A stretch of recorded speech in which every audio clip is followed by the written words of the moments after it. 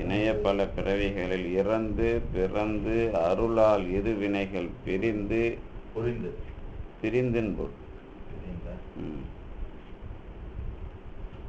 இரு வினைகள் பிரிந்து அருந்தும் இது சகலம். இவர் பாடம் புரிந்து கூட வரலாம், ஆனால் புரிந்து வராது. ஏன் வராதுன்னு கேட்டிங்கன்னா, இணைய பல பிறவிகள் இறந்து பிறந்துங்கிறதே புரிந்து தான். அதனால் பாடபேதத்தை வச்சு பார்த்தாலும் இருவினைகள் பிரிந்து அருந்தும் பார்ப்போம் என்னன்னு சொல்லிட்டு. அருந்தும் இது சகலம்.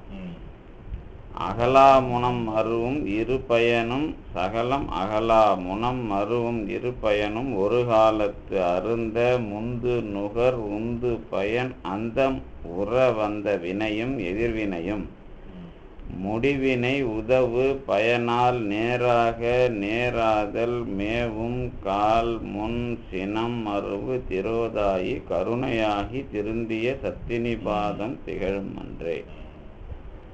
இதில் முக்கியமான பாயிண்ட் வந்து,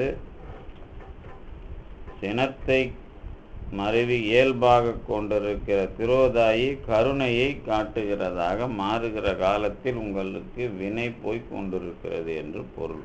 அவ்வளோதான். அது அதே மாதிரி இன்ஸ்டன்ட் ஆயிடுமா? கிராஜுவல் கிடையாது. இன்ஸ்டன்ட் இல்லை. அது திரோதாயி டு அருள் கிராஜுவலா இன்ஸ்டன்டா? இன்ஸ்டன்ட்லாம் கிடையாது. அதுவும் கிராஜுவல் தான். ஆமாம் ஆமாம். ஏன்னு கேட்டிங்கன்னா, எல்லாத்தோட அதுக்கு முக்கியமான இடம் இருக்குது. ரெண்டு கலந்துக்குமா கொஞ்ச நாளைக்கு? அப்பனா இது சினமும் கருணையுமா? திரோதாயும் கருணையும். திரோதாயிங்கிறது எப்படி புரிஞ்சுக்கணுங்கிறது தான். இப்போ வந்து படைத்தல் காத்தல் அழித்தல், அப்புறம் மறைத்தல் அருளல்னு படிக்கிறோம்ல. இது வந்து தமிழ் டிரான்ஸ்லேஷனு. இப்போ மறந்துருந்தான். படைத்தல் காத்தல் அழித்தலுக்கு நேராக மீனிங் தெரியுது. ஆனால் திரோதாயி மூலமாக அதை பண்ணுறான் அப்படிங்கிறப்ப நம்ம மறைத்தல்னு எழுதுகிறோம். உதயத்துக்கு திரை, திரை உதயம், அதான திரோதாயம். அப்போ அதில் உதயம் இருக்குதா திரை இருக்குதுன்னா ரெண்டும் தானே இருக்குது. அதுதான் மீனிங். அவ்வளோதான். இப்போ நீங்கள் வந்து அதை உடனே மறைத்தல்னு மட்டும் எழுதுனீங்கன்னா அது புரியாது. இதை விட்டுருங்க. சிவையை நம்ம எழுதுகிறோம்ல, சிவன் அருள் ஆவி திரோதம் மலம் இவை ஆசில் அஞ்சின் அடைவான் எழுத்து அஞ்சின் அடைவான் திருவருப்பயனில் சொல்கிறாருல்ல. இப்போ திரோதம் மலன்னு அங்கே ஏன் பொதுவாக சொல்கிறாரு? நம்ம ஆணவம் கண்மம் மாயன்னு எங்கேயாவது ஃபிட்டின் பண்ண முடியுதா? அதுக்கு முடியல. அதே மாதிரி தான் இந்த இடமும் திரோதாயிங்கிறது. ஆனால் அதை ஃபிட்டின் பண்ணிடலாம். அது நம்ம ஆளுங்க வந்து இது அதுன்னு குழப்பிக்கிட்டு இருப்பாங்க. பிரச்சனை என்னன்னு கேட்டிங்கனாக்கா, திரோதம் மலம் அப்படின்னு அந்த மாவுக்கு சொல்லுவோம். இந்த மாங்கிறது மலம் அப்படிங்கிறது அப்படியே ஆணவத்தை குறிச்சிடும். அதில் ஒன்றும் பிரச்சனை இல்லை. ஆணவ சார்போடவே நீங்கள் என்னென்னலாம் பார்க்குறீங்க அப்படின்னு கேட்டிங்கனாக்கா, மாயை பார்க்குறோம், கண்மம் பார்க்குறோம். இந்த மூணும் மாவில் வந்துடும். நாங்கிறது திரோதங்கிறது முக்கியமானது. இந்த திரோதம்தான் என்ன விளங்க வச்சுது அப்படிங்கிறதான் மாணிக்கவாசகர் நமசிவாய வாழ்க அப்படின்னு போட்டாருங்கிறது நமக்கு அனுபவமாகும். நாம் முதலாவதில் அருள் நாடாது, அது வேற. ஆனால் என் அருளை நாட வச்சு நான் அருளை அனுபவிக்கிறதுக்கு இது இந்த உலகத்தில் இந்த இதுதான் காரணம் அப்படிங்கிறது தான் நமசிவாய வாழ்க நாதன் தாழ் வாழ்க அப்படிங்கிறது. அதை பேரா சொல்றதுன்னு ஒரு முறை நான் அடிக்கடி சொல்லியிருப்பேன். நமசிவாய பேரா சொல்றது ஒரு ஆமாம். ஆனால் அதுக்கு மேலே என்ன அப்படின்னு கேட்டிங்கன்னா, இந்த பிறப்பை பார்க்கும்போது எனக்கு மலத்தையும் விட்டுறேன், நான் என்னையும் விட்டுறேன். ஆனால் என்னை அதாவது என்னுடைய பிறப்பினுடைய மறைப்பாக இருந்து எனக்கு கருணையாக அனுபவப்பட்ட பரம்பொருள், அதுதான் நமசிவாய வாழ்க. அந்த நாவை போட்டதுனால முதல்ல. இப்போ இங்கே என்ன கிளாரிட்டி வேணும் அப்படின்னு கேட்டிங்கன்னா, இல்லை பக்குவம் கிட்ட போகிறான்னா இன்னும் சில பிறவியில் பக்குவம் வரப்போகுது. அப்போ இந்த ரெண்டு மிக்சரும் இருக்கும். போக அந்த திரோதாயி வந்து அந்த வேலையும் செஞ்சுட்டு இருக்கோம்.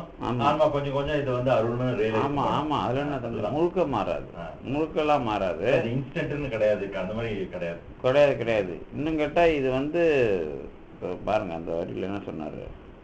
சினம் மருவு திரோதாயி கருணை ஆகி முழுசா மாறுற காலம் வந்து உங்களுக்கு சுத்தத்துக்கு போகிறோம். ஆனால் இப்போ அது இருக்கும். எங்கே கருணை வேலை செய்யணும்னு கேட்டிங்கன்னா, இப்போ கோபம் ஒருத்தருங்க செய்கிற வேலை, இந்த கோபங்கிறது எது சார்ந்து வரும் அப்படின்னு கேட்டிங்கனாக்கா, நீதி சார்ந்து தான் வரும், அறம் சார்ந்து தான் வரும். இதுக்கு நம்ம இவ்வளோ விஷயம் பண்ணுறோம், இது அப்படின்லாம் வரும் கோபம். இந்த கோபத்தை முழுக்க முழுக்க உங்களுக்கு ஐயோ ஐயோ பாவனும் சொல்லிடக்கூடாது. அது எப்படின்னு கேட்டிங்கன்னா, முதல்ல ஐயோ பாவம் சொல்லும், அதுக்கப்புறம் அது அந்த உயிரோட தகுதியே இவ்வளோ தான் அப்படிங்கிற மாதிரி இது செயல்பட ஆரம்பித்தா அதுக்கு பேர் கருணை. அதை புரிஞ்சுக்கிறது தான் நமக்கு சினம் எப்படி மாறுது, கருணை எப்படி மாறுதுங்கிறது. அதுக்கெல்லாம் உதாரணம் இருக்குது. உதாரணம்லாம் இது வாழ்க்கை முழுக்க இதுதான் உதாரணம். சினமும் கருணையும் தான் உதாரணம். அதனால தான் இவர் நீங்கள் எந்த அளவுக்கு அந்த எல்லா செயல்லையும் உங்களை டாலரேட் பண்ணிக்கிறீங்களோ அங்கே தான் திரோதாயி விலகுது. நம்மளை நாம் டாலரேட் பண்ணுறதுல தான் அந்த திரோதாயி விலகுது. பட் அதில் அந்த ஆக்ஷன் உங்கள் ஆக்ஷன் இல்லாமல் சிவன் ஆக்ஷன் வந்ததுன்னா என்னோடதா இல்லைன்னா அதுதான் அந்த இடம் மாறிடும். எந்த இடம் மாறிடும்னா இங்கே வெறும் சினம் கருணைலாம் வராது, இறைவனுடைய அந்த கருணையே வந்துடும். இது இந்த உலக பொருள் சார்ந்து நாம் டெவலப் ஆகிறது. அது நேராக அது வரும். ஆமாம், அது ஒன்றும் இல்லை. இப்போ நம்ம அது இந்த பிரச்சனைங்க நிறைய இருக்குல்ல, அந்த பிரச்சனைகள்லாம் அனலைஸ் பண்ணாலே இது புரிய ஆரம்பிச்சிடும். இதுக்கோட உண்மை புரிய ஆரம்பிச்சிடும். அதுதான் அது இருக்கிற அனுபவம். இதுக்கு 1000 தான் நம்ம தத்துவ விளக்கம் எழுதினாலும் அந்த அனுபவமாக வரும்பொழுது கடவுள் எங்கே நமக்கு திரோதாயியாக இருந்தார், நாம் எத்தனை இடத்துல கோவப்பட்டோம், எத்தனை இடத்துல நாம் அதை கருணையாக மாற்றலைங்கிறது தெரியும். ஆனால் இயல்பாகவே நான் கருணையாக மாற்றுற கேரக்டர் வருது அப்படின்னு சொன்னாக்கா அங்கே திரோதாயிங்கிறது மறைஞ்சிக்கிட்டு வருது. அதாவது திரைங்கிறது மறைஞ்சிக்கிட்டு உதயம்ங்கிறது வருது. எந்த உதயம்னா இறைவனுடைய கருணையை அனுபவிக்கிற உதயம். அதுதான் அதில் இருக்கிற மெத்தடு. பார்ப்போம். இப்போ இதில் என்ன விஷயம் அப்படின்னு கேட்டிங்கன்னா, இந்த பாட்டில் ப்ராக்டிக்கல் டிஃபிகல்ட்டு நிறைய தெரியும். ஆனால் இது எல்லாத்தையும் ஸ்ட்ரீம்லைன் பண்ணணும். இப்போது இணைய பல பிறவிகளில் இறந்து பிறந்துன்னு சொல்கிறதுல ஒரு நுட்பம் என்ன அப்படின்னு கேட்டிங்கன்னா, இப்போ இருக்கிறவங்களை வச்சு தான் நம்ம சகலத்தை தானே பேசுகிறோம். சகலங்கிறது பிறப்பை அனுபவிக்கிற உருவம். அருளால் இருவினைகள் பிரிந்து அருந்தும். இந்த பிரிந்து அருந்துங்கிறதுக்கு இது சகலம். சகலம் அகலாமுனம் மருவும் இரு பயனும் ஒரு காலத்து அருந்த முந்து நுகர் உந்து பயன் அந்த வர. இந்த ஒரு காலத்து அருந்தங்கிறது வந்ததுனால அங்கே பிரிந்துங்கிறதுக்கு தான் சரியானது. அதாவது என்ன பண்ணுறார் பாருங்க, இருவினைகள் பிரிந்து அருந்தும் இது சகலம் அகலாமுனம் சகலம் அகலாமுனம் மருவும் இரு பயனும் ஒரு காலத்து அருந்த முந்து நுகர் உந்து பயன் அந்த முறை வந்த வினையும் எதிர்வினையும் முடிவினை உதவு பயனால் நேராக நேராதல் மேவும் கால் முன் மேவுகிற காலத்தில். இவ்வளோ விஷயம் நடக்கணும். அதுக்குள்ள எப்படி புரிஞ்சுக்கிறீங்கன்னு சொல்லுவாங்க பார்ப்போம்.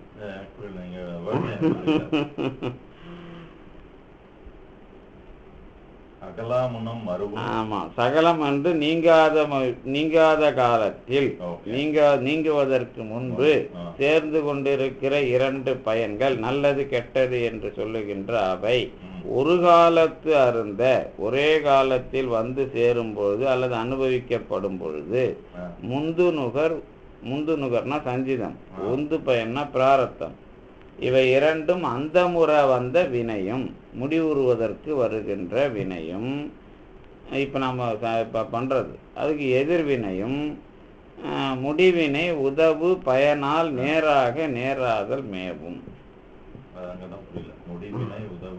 ஒன்றும் இல்லை. இப்போ அனுபவிக்கிற போது எதிர்காலத்தில் ஒன்று முளைக்காம எல்லாம் சமமாகணும்.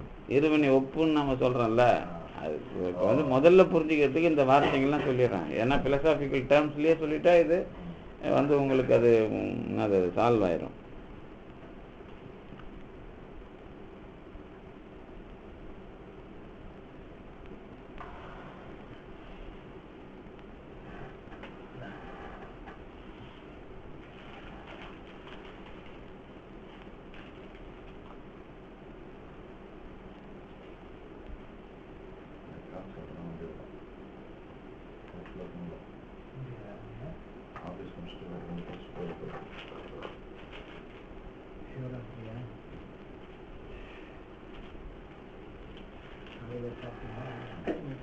இல்ல எனக்கு பரவாயில்ல, கொஞ்சம் தான் கொடுத்துருக்காங்க.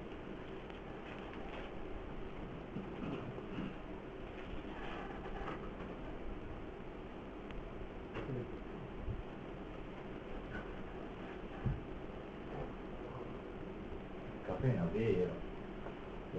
ஏறி இப்பெல்லாம் கொடுத்து ரெகுலேட் ஆகும்.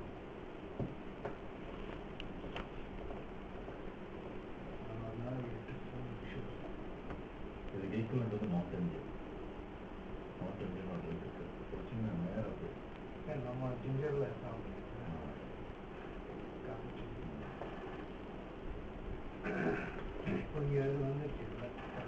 இப்போ புதுசாக திறந்துருக்கான். இல்லை பைபாஸ் ரோடு இல்லை மனசில்ல, ஊருக்குள்ளே போனான், வெளியிலே சிவராத்திரி போட்டு போனான். அந்த காட்டுல பிரிட்ஜி பக்கத்தில். ஆமாம், அங்கே தான் நம்ம சாப்பிட்டோம். போகும்போது சாப்பிட்டோம், வரும்போது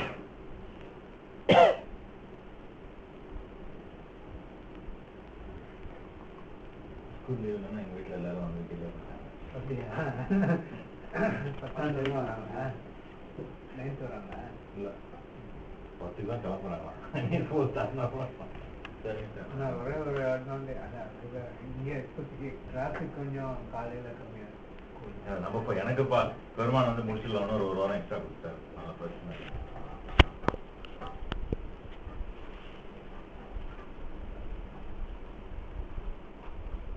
முதல்ல இருவினைகள், இந்த இறந்து பிறந்து வர்றதுல இருவினைகள் வந்து கலந்து இருக்குது. ஆமாம். அதே சமயத்தில் அது சகலத்தில் அதனோட எண்டிங் எங்கே ஆரம்பிக்கும் அப்படின்னு கேட்டிங்கன்னா, அந்த இருவினையை நீங்கள் பிரிக்க ஆரம்பித்த காலத்தில் சகலம் வந்து நமக்கு வந்து எண்ட் ஆகிறதுக்கான ஒரு பேஸ் கிடைக்கும். அடுத்தது அது எப்படி அப்படின்னு கேட்டால், இரு பயனும் ஒரு காலத்து அருந்த, அதுக்கு அப்புறம் முந்து நுகர் உந்து பயன் அந்தம் உறுதல். பழைய வினை உந்து பயன்னா இப்போ தள்ளிக்கிட்டு இருக்கிறது அந்த பிராரத்தம், அது ஆகாமியமாகாம முடிவடையணும். அதனால்தான் வந்த வினையும் எதிர்வினையும் முடிவினை உதவு பயனால். இது வந்தால் தான் இருவினை ஒப்புன்னு பேர். நீங்கள் இப்போ அனுபவிக்கிறது சஞ்சிதத்தால் இது ஆகாமியமா ஆகக்கூடாது. ஆனாக்கா இருவினை ஒப்பு. இது வந்து இது வரைக்கும் அவர் வந்து நல்வினை தீவினை பற்றி பாட்டே எடுக்கல. இப்போதான் வந்து அந்த இருவினைன்னு சொல்றாரு. அது கூட வேற ஒன்றும் இல்லை. இரு பயன்கிறது நல்வினை தீவினை. இதில் இன்னொரு விஷயம் என்னன்னு கேட்டிங்கன்னா, இப்போ இந்த பாட்டை டீல் பண்ணால் வினை கொள்கையில் கொஞ்சம் நம்ம உள்ளே போனால் தான் டீல் பண்ணலாம். சத்தினிபாதனா என்ன அப்படிங்கிறத சொல்லிட்டார். என்ன அப்படின்னாக்கா, இந்த வினை அடிப்படையில் இந்த பிறவி சினம் என்பதைத்தான் அடிப்படையாக கொண்டு செயல்படுகிறது. அது கருணையாக மாறுமானால் உங்களுக்கு சத்தினிபாதம் திகழத் தொடங்கிவிட்டது என்று பொருள். சத்தினிபாதம்னா இப்போ கருணையாக மாற மாற அந்த திரை விலகினால உதயம்ங்கிறது கருணையை காட்டுற ஒரு லேயராக மாறிடுது. இது வரைக்கும் அந்த பாட்டில் நேராக பொருள். இப்போ இருவினையில் நீங்கள் இருவினைன்னு எப்படி கண்டுபிடிக்கிறதுன்னு எப்படி சொல்கிறது, இதெல்லாம் வந்து தேவைப்பட்டால் நீங்கள் ஆராய்ச்சி பண்ணிக்கலாம். இருவினை அப்படிங்கிறத நம்ம கண்டுபிடிக்கிறது. அதாவது இருவினைன்னா ஆகாமியம், இந்த சஞ்சிதம் பிராரத்தம்னு சொல்கிறது ஒன்று, இன்னொன்று நல்வினை தீவினையாக பயனில் மாறுறது ஒன்று. இந்த ரெண்டுத்தையும் நீங்கள் பேர் பிரித்து சொல்லணும். அதாவது சஞ்சிதங்கிறது நல்லதும் கெட்டதும் சேர்ந்தது. இங்கே பயன்னு வரும்போது நல்லது தெரிஞ்சு. ஆனால் இவர் கொஞ்சம் உஷாராக சொல்கிறார். இருவினைன்னாக்கா பிராரத்தமும் சஞ்சிதமும் பிராரத்தமும் தான் இருவினை. வினை வந்து 2 தான் இருக்கு. ஆமா, அது வந்த பிறகு பண்றோம். அது பண்ணாம அதை கூட இருவினைன்னு சொல்லாம பெரிய வினைன்னு சொல்ற ஒரு அர்த்தம் சொல்லிடலாம். ஒரு வினைங்கிறது ஒண்ணுதான், அதை வந்து நீங்க டைல்யூட் பண்ணி உங்களுக்கு பிரிச்சு கொடுக்கறதுனால 2ஆ தெரியுது. இந்த பிறப்புல எதுக்கு ஸ்டெப் பை ஸ்டெப்பா பெருமான் அதை பிரிச்சு கொடுக்கறதுனால 2ஆ தெரியுது அப்படிங்கிற அர்த்தமும் அதுக்குள்ள இருக்கு. அதனாலதான் இந்த இருங்கிறத என்ன பண்ணணும்னு கேட்டீங்கன்னா உரிச்சொல்னு போட்டுருவோம். இந்த 2ங்கிற கவுண்டிங்கா சொல்லாம உரிச்சொல்லா போட்டுட்டாக்கா பெரியன்னு அர்த்தம். மாயிருள் ஞாலம் அப்படின்னு சொல்றாங்கல்ல, பெரிய இருள் அப்படின்னு சொல்லிட்டு அல்லது பெரிய உலகம் அப்படிங்கிற மா இரு ஞாலம் திருஞான போதம் சிறப்பு பாயிரத்தில் வருது இல்லை, அந்த மாதிரிலாம் அதுக்கு அர்த்தம் சொல்லுவோம். இதெல்லாம் நுண்பொருள்னு வச்சுங்களேன். அதுக்குள்ள அது இடம் இருக்குதுங்கிறதுனால நான் சொல்றேன். மீனிங் வந்து இவர் தான் சில 2 வரியில 2 மீனிங்லாம் இவர் நிறைய பண்றார் டெக்னிக்கா. இப்ப நல்வினை தீவினை அல்லது புண்ணியம் பாவம் அப்படின்னு பிரிக்கணும்ல, இதுக்கு வந்து பயன் அப்படிங்கிறது சொல்லிட்டார். அதாவது இரு பயன், முனம் மருவும் இரு பயனும், நல்லதும் கெட்டதும் ஒரு காலத்து அருந்த ஒரே ஒரு பிறவியில் அனுபவிக்கும் பொழுது முந்து நுகர் பழைய சஞ்சிதமானது உந்து பயனாக வந்து முடிவுற வந்தால் உங்களுக்கு வினை, அதாவது வந்த வினையும் எதிர்வினையும் முடிவினை உதவும். ஆகாமி வராதுங்கிறார். எப்படின்னு கேட்டீங்கன்னாக்கா, முந்து நுகர் உந்து பயன், முன்ன வந்தது முன்ன இருந்து இப்ப வருதுல உந்துதுன்னா தள்ளி விடுறது. இந்த பயன் முடிவுக்கு வந்துடுச்சுன்னா வினை எதிர்வினை, அதாவது வந்த வினையும் இல்லை எதிர்வினையும் இல்லை. இப்ப பழத்தை பத்தி பேச்சு இல்லை, அது வந்து எஃபெக்ட் இல்லை. அதான் வந்த வினையும் எதிர்வினையும் முடிவுக்கு வந்துடுது அப்படிங்கிறத அப்படியே சொல்லிட்டார். அவ்வளவுதான். இந்த மாதிரி பாட்டுங்களுக்கு தான் நாம என்ன பண்ணணும் கேட்டீங்கன்னா, முழுக்க முழுக்க திருமுறைகளை வச்சு இதுக்கு விளக்கம் எழுதணும். இது ஏன்னு கேட்டிங்கனாக்கா, இதுக்கு வந்து நம்ம எல்லாரும் விளக்கம் சொல்கிறது ஒரு பக்கம். இப்போ நாயன்மார் வரலாறுல எல்லாரும் நம்ம மரியாதை காரணமாக என்ன பண்ணிடுவோம்னு கேட்டிங்கன்னா, யாருக்கும் வினை கிடையாதுன்னு சொல்லிடுவோம். எல்லாரும் என்ன சொல்லிடுவாங்கன்னு கேட்டால், அவங்க வினைப்பிறவி கிடையாது, அவங்களாம் வந்து கடவுளாக அருளால் பிறக்க வச்சு அவங்களாம் இப்படி அற்புதம் பண்ணாங்கன்னு ஒரு வார்த்தை முதல்ல சொல்லிடுவோம். இது தெளிவாக நம்ம சொல்கிறது நம்ம சுந்தரர் வரலாறுல மட்டும்தான் வினை கிடையாது. ஏன்னா அவர் வந்து இறைவனுடைய கொள்கைக்காக வர்றார். அதனால தான் அவர் எந்த விஷயத்தையும் சுந்தரர் மட்டும் வந்து நீங்கள் கடவுள் கொடுத்தா மட்டும்தான் வாங்குவார், யார் கொடுத்தாலும் வாங்க மாட்டார். கடவுள் கொடுத்து ஒரு வேளை அவர் வாங்கலை, இது ஃப்ரெண்டு சோமசுந்தர் பேர்னா சேரமான் பெருமான் நாயனார் கொடுத்ததையும் பிடிங்கிடுவான். அதான் அதுக்கு வரலாறு. பூதங்களை வச்சு திருடர்கள் பிடிச்சும் போயிடுறாங்கட்டாங்கல்ல, அது காரணம் என்ன அப்படின்னு கேட்டிங்கன்னா, இது வரைக்கும் நான் கொடுத்து தான் எல்லாத்தையும் வாங்கினேன், இப்போ 1000 இருக்கட்டும், அவர் கொடுத்தாலும் நீ வாங்கின்னு போகிற இல்லை, அப்போ பிடுங்கிட்டு மறுபடியும் இறைவன்கிட்ட போய் பாடிட்டு தான் வாங்குவார். அப்போ அந்த நுட்பம் என்னன்னு கேட்டிங்கன்னா, இறைவன் இல்லாமல் அவர் எதையும் அனுபவிக்க முடியாது. ஏன்னா அவருக்கு வினை கிடையாது, எல்லாமே இறைவனுடைய அருளாக தான் இந்த உலகத்தை அனுபவிக்கிறது, அவரோட பிறப்பு மட்டும்தான். ஆனால் மற்றவங்க பிறப்புலாம் என்ன அப்படின்னு கேட்டிங்கனாக்கா, யார் நம்ம திருஞான சம்பந்தருக்கு ஒரு சின்ன டார்க் இருக்குது, திருநாவுக்கரசருக்கும் டார்க் இருக்குது. திருநாவுக்கரசெல்லாம் நீங்கள் முழுக்க முழுக்க நம்மளை மாதிரி கொண்டு வந்து அவர் பெரிய ஆளாக சொல்லலாம். மற்றவங்க எல்லாருக்குமே இது இருக்குது, இது வினைப்பிறவியில் பிறந்து தான் விடுதலை அடைகிறார்கள். திருஞான சம்பந்தர் மட்டும் ஒரே ஒரு புள்ளி மட்டும்தான். என்ன அப்படின்னு கேட்டிங்கன்னா, சுந்தரருக்கும் அவருக்கு என்ன புள்ளி வேறுபாடுன்னு கேட்டிங்கன்னா, போன பிறப்புல அடையாத ஒரு முழுமையை இந்த பிறப்புல அவர் அடையிறார். அதுதான் வந்து துறக்குமா சொல்லப்படாய் துருத்தியாய், நம்ம அது மறக்கலா திருவடி மறக்காத என்னை ஏன் நீ மறுபடியும் பிறக்க வச்ச அப்படின்னு ஒரு கேள்வி கேட்குறாங்கல்ல. அதுக்கு காரணம் என்னன்னா, அதை நம்ம முழுசா அவரை பத்தி விமர்சனம் பண்ணாம நம்மளை வச்சு அதை சொல்லலாம். எப்படி சொல்லலாம்னு கேட்டிங்கன்னா, இந்த பிறப்புல நாம 1000 தான் திருவருள் கடவுள் அது இதுன்னு பண்ணாலும், இந்த பிறப்பிலேயே கடவுளை வந்து நீங்க அனுபவிச்சு முழுசா அடைஞ்சிட்டேன்னு எழுதிட முடியுமா நாம அப்படின்னு கேட்டா முடியாது. ஏன் முடியாதுன்னு கேட்டீங்கன்னாக்கா, கடவுளை அடையிறதுக்கு தகுதி வந்துடும், ஆனா இதை வந்து முழுசா வெள்ளையாக்க முடியாது, துவச்சி எடுக்க முடியாது இந்த ஆன்மாவை. அதுதான் அதுல இருக்கிற ப்ராப்ளம். என்ன அப்படின்னு கேட்டீங்கன்னா, இந்த அனுபவம் கொடுக்குற காலத்துல பெருமான் எப்படி கொடுப்பான் அப்படின்னு கேட்டிங்கன்னா, அதை கழற்றியும்பார். ஒழிவில் ஒடுக்கத்துல, ஒழிவில் ஒடுக்கம் நூல் ஒன்று இருக்குல்ல, சரியை கழற்றி கிரியை கழற்றி யோக கழற்றி ஞான கழற்றியும்பார் அவர். கழற்றினா என்னன்னு கேட்டிங்கன்னா, உங்களை இந்த சார்பு இல்லாம முழுசா தனியா எடுக்கணும். அப்ப என்ன பண்ணணும்னு கேட்டிங்கன்னா, இந்த பிறப்பு தொடக்கத்திலிருந்தே உங்களை இயல்பாவே கடவுள் அனுபவமா மாற்றி விட்டுடணும். இதுக்கு இந்த இடம் தயாரானா மட்டும்தான் நீங்க வந்து அந்த கொஞ்சம் கூட அந்த கருப்பு இல்லாத முழுமையை அடைய முடியும். இப்ப வந்து திருஞான சம்பந்தர் வந்து போனது என்ன அனுபவம் அப்படின்னு நாம சொல்றோம்னு வச்சுங்களேன். திருஞான சம்பந்தர் போன அனுபவத்தை நீங்க வந்து முழுமையா காட்டணும்னா எப்படி காட்டுவீங்க? இப்போ சுந்தரர் போனது, திருநாவுக்கரசர் போனது, அப்புறம் மாணிக்க வாசகர் போனதெல்லாம் சொல்றோம்ல, அந்த மாதிரி திருஞான சம்பந்தர் போனதை சொல்லணும்னு சொன்னா தனித்தனி ஆளா போகாம கூட்டமா போறாருன்னா இந்த இந்த இந்த இந்த சமுதாயத்துக்கு முழுமையா வந்து அந்த ஒரு ஒரு ஒரு கொள்கையை வச்சுக்கிட்டு வேலை பார்க்கறாருல்ல, இந்த கொள்கையை வச்சுக்கிட்டு வேலை பார்க்கிற அந்த தன்மையில ஒரு முழுமையை வந்து அவர் வந்து உலகத்துக்கு எடுத்துக்காட்டா அமைக்கணும். நான் அனுபவிக்கிறது மட்டும் இல்லை. அப்பதான் என்ன பண்றாரு, போற வரவெல்லாம் கூப்பிட்டு அந்த கல்யாணத்துக்கு யாரெல்லாம் வந்தாங்களோ எல்லாருக்கும் ஆர்வம் இருக்கிறவனை வந்து அந்த இதுல நான் ஏத்துறேன் அப்படிங்கிறாரு. இந்த ஆர்வம் இருக்கிற ஒன்னே வந்து உங்களுக்கு எல்லா வினையையும் ஈக்குவல் பண்ணிடுது இல்லை. எந்த வினைய? நேராக நேராதல், பழைய வினை முன்வினை. இதுல நல்வினை தீவினை புண்ணிய பாவங்கிறது எந்த மாதிரி நாம கணக்கெடுத்துக்கிறோம். ஸோ அந்த ஏன் கேட்குறேன்னு கேட்டீங்கன்னா,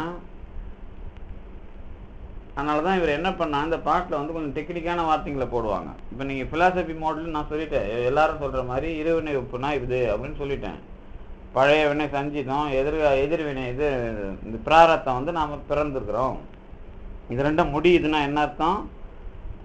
அனுபவம் எதிர்கால வினையா மாறாம முடிவுக்கு வந்துடுது. இருவினை ஒப்பு அப்படிங்கிறத கரெக்டா சொல்லிட்டார். பழைய வினை இந்த பிராரத்தமாக வரும் முடிவுக்கு வரும் பொழுது எதிர்வினையும் இந்த பிராரத்தமும் இல்லாமல் போகிறது. அப்படின்னா சஞ்சிதன்னு ஒண்ணு கேள்வி கிடையாது அப்படிங்கிறது தான் இருவினை ஒப்பு. ஆனா 3 வினை தான், நாம 3 தான், ஒரு வினைக்கு 3ஆ தான் பிரிப்பு இருக்குது. ஆனா அதை 2லயே வச்சு முடிக்கிறதுனால இருவினை ஒப்பு. சஞ்சிதமும் பிராரத்தமும் வந்தாச்சு, இது முடிவுக்கு வருதுன்னு சொன்னா எதிர்வினையும் இந்த வினையும் இல்லை. அப்ப 3 4ஆ விளக்குறது. அதை வச்சு இது, இதை வச்சு அது, அப்படியே இந்த 2 ஒப்பு இந்த 2 ஒப்பு இருவினை ஒப்பு பிரிக்கிறார். புரியுது இல்ல? அது நீங்க பதில் வர மாட்டேங்குது. இப்போ அந்த லைஃப் பாய்ல இருந்து எல்லாம் போயிட்டாங்க, அப்போ இன்ஸ்டன்டா அவங்க வந்துருக்காங்க. கிராஜுவலா எல்லாம் இருப்பாங்க. கூட திருஞான சம்பந்தர் கல்யாணத்துக்கு அது இன்ஸ்டன்ட் கிடையாது. அதுதான் சொல்ல வர்றேன். அதுதான் இப்ப நம்ம பேசுறது. வினை விடுதலைங்கிறது நீங்க இன்ஸ்டன்டாவோ கிராஜுவலாவோ இல்ல. நீங்க சொல்றது ஏற்கனவே அவங்க பக்குவத்துக்கு அப்படியே நீங்க அதையே போட்டு அவங்கள அவ்வளவுக்கு மெனக்கெடுறீங்க. அதெல்லாம் தேவையில்லை. அன்னைக்கு உடனடியா ஆர்வம்னு ஒண்ணு, அதாவது எனக்கு முத்தி நீ கொடுத்தா நான் போவேன் அப்படின்னு ஒரு ஆர்வம் இருக்குல்ல, அந்த ஆர்வம் அவர் முன்னாடி வந்துடுதுன்னா வந்தவங்க மட்டும்தான் மேல போனாங்க. நீங்க வந்து அது இதெல்லாம் போய் அதெல்லாம் நடக்கலாம், பல பிறவியில் நடக்கலாம். அதுதான் ஆர்வம் வந்து இன்ஸ்டன்டா வருது. ஆமா, அப்பவே வரும். அதனால அதே கண்ணப்புற 6 நாள் முக்தி கூட அப்படியே சொல்லலாம். அதான் கரெக்ட். அது எப்படின்னு கேட்டீங்கன்னா, இப்போ சிலர் முன்னாடி நம்ம போய் பேச மாட்டோம். சிலர் முன்னாடி வந்து ஆட்டோமேட்டிக்கா நீங்க மாறிடுவீங்க. என்ன இவர் பின்னாடி நான் ஓடிக்கிட்டே இருக்கிறேங்கிறாரு மாணிக்க வாசகர். அவன் பார்த்து அழகா இருக்கிறான், நான் ஒரு அமைச்சர், அவன் பின்னாடியே ஓடிக்கிட்டு இருக்கேன் பாரு. இந்த பக்கம் பார்த்தீங்கன்னா நம்ம மறைஞான சம்பந்தர் பின்னாடி உமாபேசியம் ஓடிட்டு இருக்காரு. இவ்வளவு பெரிய ஆளு பல்லக்கில் வச்சுக்கின்னு திமிரா இல்லாம ஒரு பிச்சைக்காரன் முன்னாடி ஓடிட்டு இருக்காருல்ல, அந்த துணி கட்டினவன் முன்னாடி. இதுக்கெல்லாம் பேர் என்ன சொல்லுவீங்க? முன்வினையினால ஈர்ப்பு வருதுன்னு மட்டும் கிடையாது. அது இந்த ஆன்மாவுடைய அந்த மனத்தின்மைன்னு பேர். அது இந்த மனத்தின்மைங்கிறத நீங்க எப்படி ஐடென்டிஃபை பண்ணுவீங்கன்றதுக்கு தான் இவ்வளவு நேரம். அதுதான் இருவினை ஒப்புக்கும் மூலம். அதுதான் இவ்வளவு நேரம் இந்த கிராஜுவலா பிறப்பை மாத்தி மாத்தி உங்களுக்கு கொண்டு வர்றதும் பாசிபிள். ஆமா, பாசிபிள் நடக்கும். அதுதான் ஜென்ரல். அது ப்ராசஸ் எல்லாரும் வந்து போறதுதான் ஜென்ரல். அதை பத்தி பிரச்சனையே இல்லை. ஆனா இப்ப நீங்க உமாபதி வாத்தியார் வீட்டு கள்ளி செடிக்கு என்ன ப்ராசஸ் இருந்தது? ஒரு ப்ராசஸ் இல்லை. திடீர்னு ஒரு பிரச்சனை வருது, அதுக்கு லக் அடிக்குது இல்ல. அப்ப அந்த லக் அடிக்கிற விஷயத்துல வந்து அந்த உடனே ஏன் அந்த இவளே வந்து சொல்றா, என்ன சொல்றாங்க? ஆமா, இல்ல அதுக்காக அதை தேடிட முடியாது. அதனாலதான் கதையை வந்து அற்புதமா படிக்க கூடாது. அற்புதமா படிச்சுன்னா நாம எப்பாவது ஒன்று நடக்கும் அப்படிங்கிற மாதிரி இருந்துருவோம். அப்புறம் நமக்கு ஒரு விஷயம் இருக்குது இல்ல, இது என்னன்னு கேட்டீங்கன்னா, இது ரெண்டும் கோஜென்சி ஆகிறதான் நேராதல். அதனாலதான் இந்த வினை கொள்கையில போயிட்டு தப்புன்னு ஒரு விஷயத்த இப்படித்தான் சொல்லிட மாட்டோம். அதனாலதான் இப்ப இப்படி வந்து இந்த நாயன்மார் கதைக்கு வந்தது அதுக்கு தான். இப்ப அந்த இடத்துல வந்தாங்கன்னா வினை தீர்ந்துதா ஒரு கேள்வி. சரி, இந்த சுந்தரர் எழுப்பின பையன் என்னானா, அவனுக்கு வினை போச்சா? சரி, இந்த திருநாவுக்கரசர் எழுப்பினாரு, அந்த பையனுக்கு வினை போச்சா? இதெல்லாம் கேள்வி கேட்டா பதில் சொல்லும். சரி, திருஞான சம்பந்தர் எழுப்பின ஏன் எழுப்பினா, அந்த பையனுக்கு முத்தியை கொடுக்காம ஏன் எழுப்பினார்? இவரும் சித்தர் சிவபிரகாசர் அதை பண்றார். சரி, முத்தி ஏன் அவங்க விரும்பல? இது இறைவனை வணங்குற குடும்பம் தானே, அந்த பையனுக்கு முத்தி கொடுத்துருக்கேன், அவன் நல்ல லோகத்துக்கு போட்டான். தாய் தந்தையோட கொடுக்கலாம், எதுக்கு அவங்கள விட்டுட்டு? அது கரெக்டு.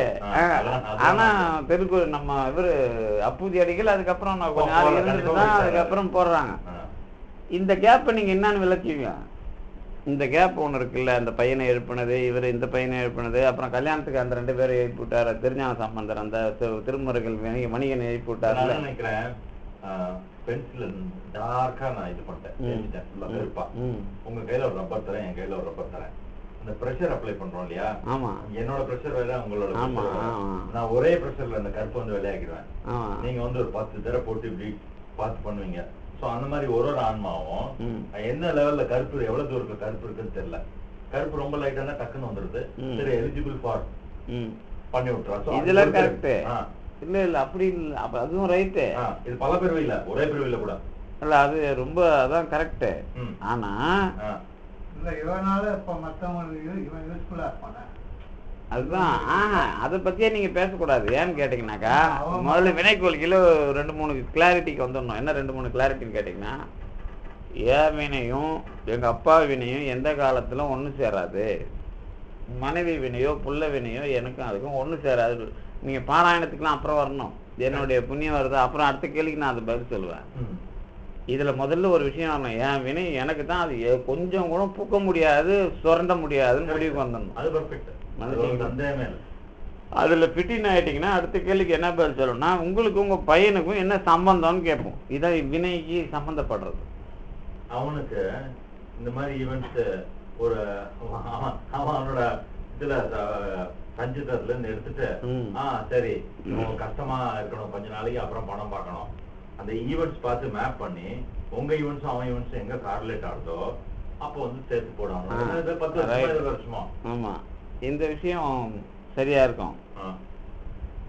ஆனா இப்ப நீங்க சொல்றீங்கல்ல, இதுல இப்ப நான் ஞானம் அடையணும்னு இருக்குதா, நான் என்ன அனுபவிக்கணும்னு ஒண்ணு இருக்குதுல்ல, இந்த உலக அனுபவம் ஒண்ணு இருக்குது, பிறவி ஈடேற்றன்னு ஒண்ணு இருக்கு. இந்த ரெண்டுத்தையும் வச்சு இந்த 2 நம்மள்த கால்குலேட் பண்ணி ஒரு முடிவுக்கு வந்துருவோம். இது எதிரால் ஒருத்தருக்கா பிள்ளையாவோ பொண்டாட்டியாவோ அப்பாவோ வர்றாங்கல்ல, அவங்கள என்ன பண்ணுவான் அப்படின்னு கேட்டீங்கன்னாக்கா, இவங்களுடைய ஞானத்துக்கும் உதவணும், அவனுடைய வினையையும் கழிக்கணும். இந்த 2 பேருக்கும் சேர்க்கிற ஒரு விஷயம் இருக்குதுல்ல, கனெக்டிவிட்டி. இதை வந்து அது மைண்டில் எப்படி ஏறுதுன்னு கேட்குறேன். அது மனசுல நமக்கு ஏறணும். அது ஏதாவது இது வரைக்கும் இந்த பிறப்புல அதுக்கான உதாரணம் தெளிவா இருக்கணும். நிறைய ஈவெண்ட்ஸ் அப்படிதானே இருக்கும். இப்போ ஒரே குடும்பத்துல 4 பையன் எடுத்துக்கோங்க, 3 பையன் ஒரு மாதிரி இருப்பான், 4 பையன் ரவுடியா இருப்பான். அப்போ 3 பேர் ஏழையா ஒருத்தன் ஐஏஎஸ் ஆஃபீஸர் ஆயிடுவான். சோ நீங்க இந்த மாதிரி ஈவெண்ட்ஸ் அப்ப சொல்ல முடியாது. ஒரு 10 வருஷம் கழிச்சோ ஒரு 25 வருஷம் கழிச்சோ நீங்க பின்னாடி ரிவர்ஸ்ல போனீங்கன்னா, இதனால இது நடந்திருக்கலாம், அதனால இது நடந்திருக்கலாம் நிறைய பண்ணுவோம். அதனாலதான் சேர்த்து போட்டான் பெருமான். இதை வந்து நீங்க அந்த இடத்துக்கு ஒரு ஒரு ஒரு ஒரு ஒரு வரலாறு எடுத்து அந்த வரலாறுக்குள்ள இதுக்காக இதுன்னு முடிவுக்கு வர்றது, ரைட்டா? சரி, இந்த இதுக்காக இதுன்னு முடிவுக்கு வர்றதுல இது வேற அது வேற அப்படிங்கிறது தொடர்ந்தே வரணும். சரி, இது முடிச்சு இது வேற அது வேறங்கிறதுக்குள்ள இது வினைப்படியே விஷயம் போகுதா, இதுக்குள்ள புதுசா ஏதாவது ஒண்ணு நமக்கு ஆடாயிருக்குதா? நான் எப்படி சொல்றேன்னா, 2 மோட்டார் சைக்கிள் வச்சுப்போம். ஒண்ணுல 100 லிட்டர் பெட்ரோல் இருக்கு, ஒண்ணுல 8 லிட்டர் பெட்ரோல் இருக்கு. நான் பெட்ரோல்ன்றது பெருமானோட எனர்ஜி. சோ பெருமான் வந்து இவன் சீக்கிரம் தூக்கணும்னு நினைச்சிட்டான்னு வச்சுக்கோங்க, ஏன்னா அவன் காமிக்கிறான் அந்த மாதிரி சயின்ஸ்ன்னு. பட் இவன் வினை பிரகாரம் வேற வழியே கிடையாது, இந்த கூட்டத்துல வந்து வேணும்னா தூக்கி எடுத்துருவான். ஈவெண்ட் போட்டு நிறைய தூக்கி எடுத்துருவான். அதே சாதாரண அந்த அது வந்து 100 லிட்டர் எனர்ஜி இருக்கிறது, 8 லிட்டர் எனர்ஜி மறுபடியும் பிறவிக்கு அதெல்லாம் அனுபவிச்சுட்டு இதை கொஞ்சம் ஏற்றிட்டு மறுபடியும் போய். இது வந்து அந்தந்த ஆன்மாவை வந்து பிறப்புக்கு டெவலப் பண்றது. சரி, ஞானம் வச்சுக்குவோம். நான் ரெடி ஆயிட்டேன்னா எனக்கு உடனே தூக்கிடுவான், ஈவெண்ட் நிறைய போட்டுருவான். அது கரெக்டு. நான் நம்ம தனியால நான் கேட்கல இப்போ. சரி, அவங்களால நாம் அடைஞ்ச ஞானம், நம்மால அவங்க அடைஞ்ச லாபம்னு ஒண்ணு இருக்குல்ல, இந்த விஷயத்துக்குள்ளதான் வினையோட லிங்க் புரிஞ்சிக்கினா அந்த இரு வினைகள் நேராதல்னு ஒண்ணு சொல்றோம்ல, அதுக்கு மீனிங் கிடைக்கும். வேற ஒண்ணும் இல்லை. இந்த இரு வினைகள் நல்வினை தீவினைங்கிறது உண்மையிலே கிடையாது. ஏன் கிடையாதுன்னு தெளிவா சொல்றேன்னு கேட்டீங்கன்னா, ஒரே வினையை வச்சுதான் இந்த ஆன்மாவை பிறக்க வைக்கிறான். இது அனுபவிக்கும் போது நல்லது கெட்டதுங்கிற மாதிரி அனுபவிக்குது. ஆனா இந்த பிறப்புல நான் அனுபவிக்கிற கெட்டது எல்லாம் என்ன அப்படின்னு கேட்டீங்கன்னாக்கா, எனக்கான நல்லது. ஆமா, ஏன்னா டாக்டர் போனீங்கன்னா கட் பண்றான்னு வச்சுக்கோங்க, சர்ஜரி பண்றான்னு வச்சுக்கோங்க, அந்த நேரத்துக்கு உங்களுக்கு பெயினா இருக்கும். ஆமா, அதுக்கப்புறம் அது கியூர் தானே? கியூர் தான். அதேதான். அது நம்ம எக்ஸாம்பிள், பிரச்சனை இல்லை. இப்ப எனக்கு இந்த பிறவியில ஒரு விஷயமும் நடக்குதுன்னு, இந்த பிரச்சனை நடந்ததெல்லாம் நீங்க கவுண்ட் பண்ணிட்டே வரோம்ல. ஐயோ நான் என்ன பாவம் பண்ணணும், எனக்கு ஏன் இப்படி வருதுன்னு ஒரு ஆளு அந்த கணக்கை போட்டுட்டான்னா பாவத்துல இருந்து துன்பம் அப்படிங்கிற மாதிரி அதுக்கு விளக்கம் கொடுக்குறோம், அவ்வளவுதான். ஆனா இந்த எனக்கு நடந்த இப்ப என்னை ஒரு ஆள் ஏமாத்திட்டாரு, எனக்கு இவ்வளவு துன்பம் வந்துருச்சு, நான் என்ன இப்படி மோசம் போயிட்டேன், இப்படி நான் ஏமாண்டி ஆயிட்டேன்னு ஒரு ஆள் சொல்றான்னு வச்சுக்கோமே. எனக்கு இந்த உதாரணம் ஆளுக்கு வித்தியாசமே நான் சொல்றேன். 8 லிட்டர் பெட்ரோல் 100 லிட்டர் பெட்ரோல் தான் வித்தியாசம். உண்மை, அதெல்லாம் கரெக்ட் தான். நான் அதுக்கு உங்களுக்கு ஆளை பத்தி சொல்லலை. இப்ப இந்த எக்ஸ்பீரியன்ஸ்னு ஒண்ணு வருதுல்ல, இந்த எக்ஸ்பீரியன்ஸுக்கு ரைட்டு. இது இப்ப இல்ல, இப்ப இந்த ஆன்மா இருவினை ஒப்ப எப்படி சந்திக்குதுங்கிறத அந்த இடத்துல கொஞ்சம் புரிய வச்சிடணும் நாம. என்னன்னு கேட்டீங்கன்னா, இப்ப நீங்க சொன்னது எல்லாம் ரிலேஷன்ஷிப். இப்ப நீங்க சொல்றது இதுக்கும் ரிலேஷன்ஷிப் அண்டர்ஸ்டாண்ட் பண்ணேன்னா, சரி நான் இது எனக்கு பண்ணதுனால இருக்கு போல நான் என்ஜாய் பண்ணிட்டு போயிடுறேன் அப்படின்னு சொல்லிட்டு தள்ளிடுறேன். வருது இல்ல, அதான் டிசைட். அந்த கனெக்டிவிட்டியில வர்ற கன்க்ளூஷன். ஓகேவா? அந்த கன்க்ளூஷனை புண்ணியமா சொல்றதா பாவமா சொல்றதான்னு ஒரு அதான் நேராதல். அது கன்க்ளூஷன் வந்ததுன்னா அது உங்களுக்கு ஈஸியா நீங்க கன்க்ளூஷன் வராத வரைக்கும் தான் எனக்கு தெரிஞ்சு பாவம் புண்ணியம். அது நீங்க ஈஸியா எடுத்துக்கிறீங்கல்ல.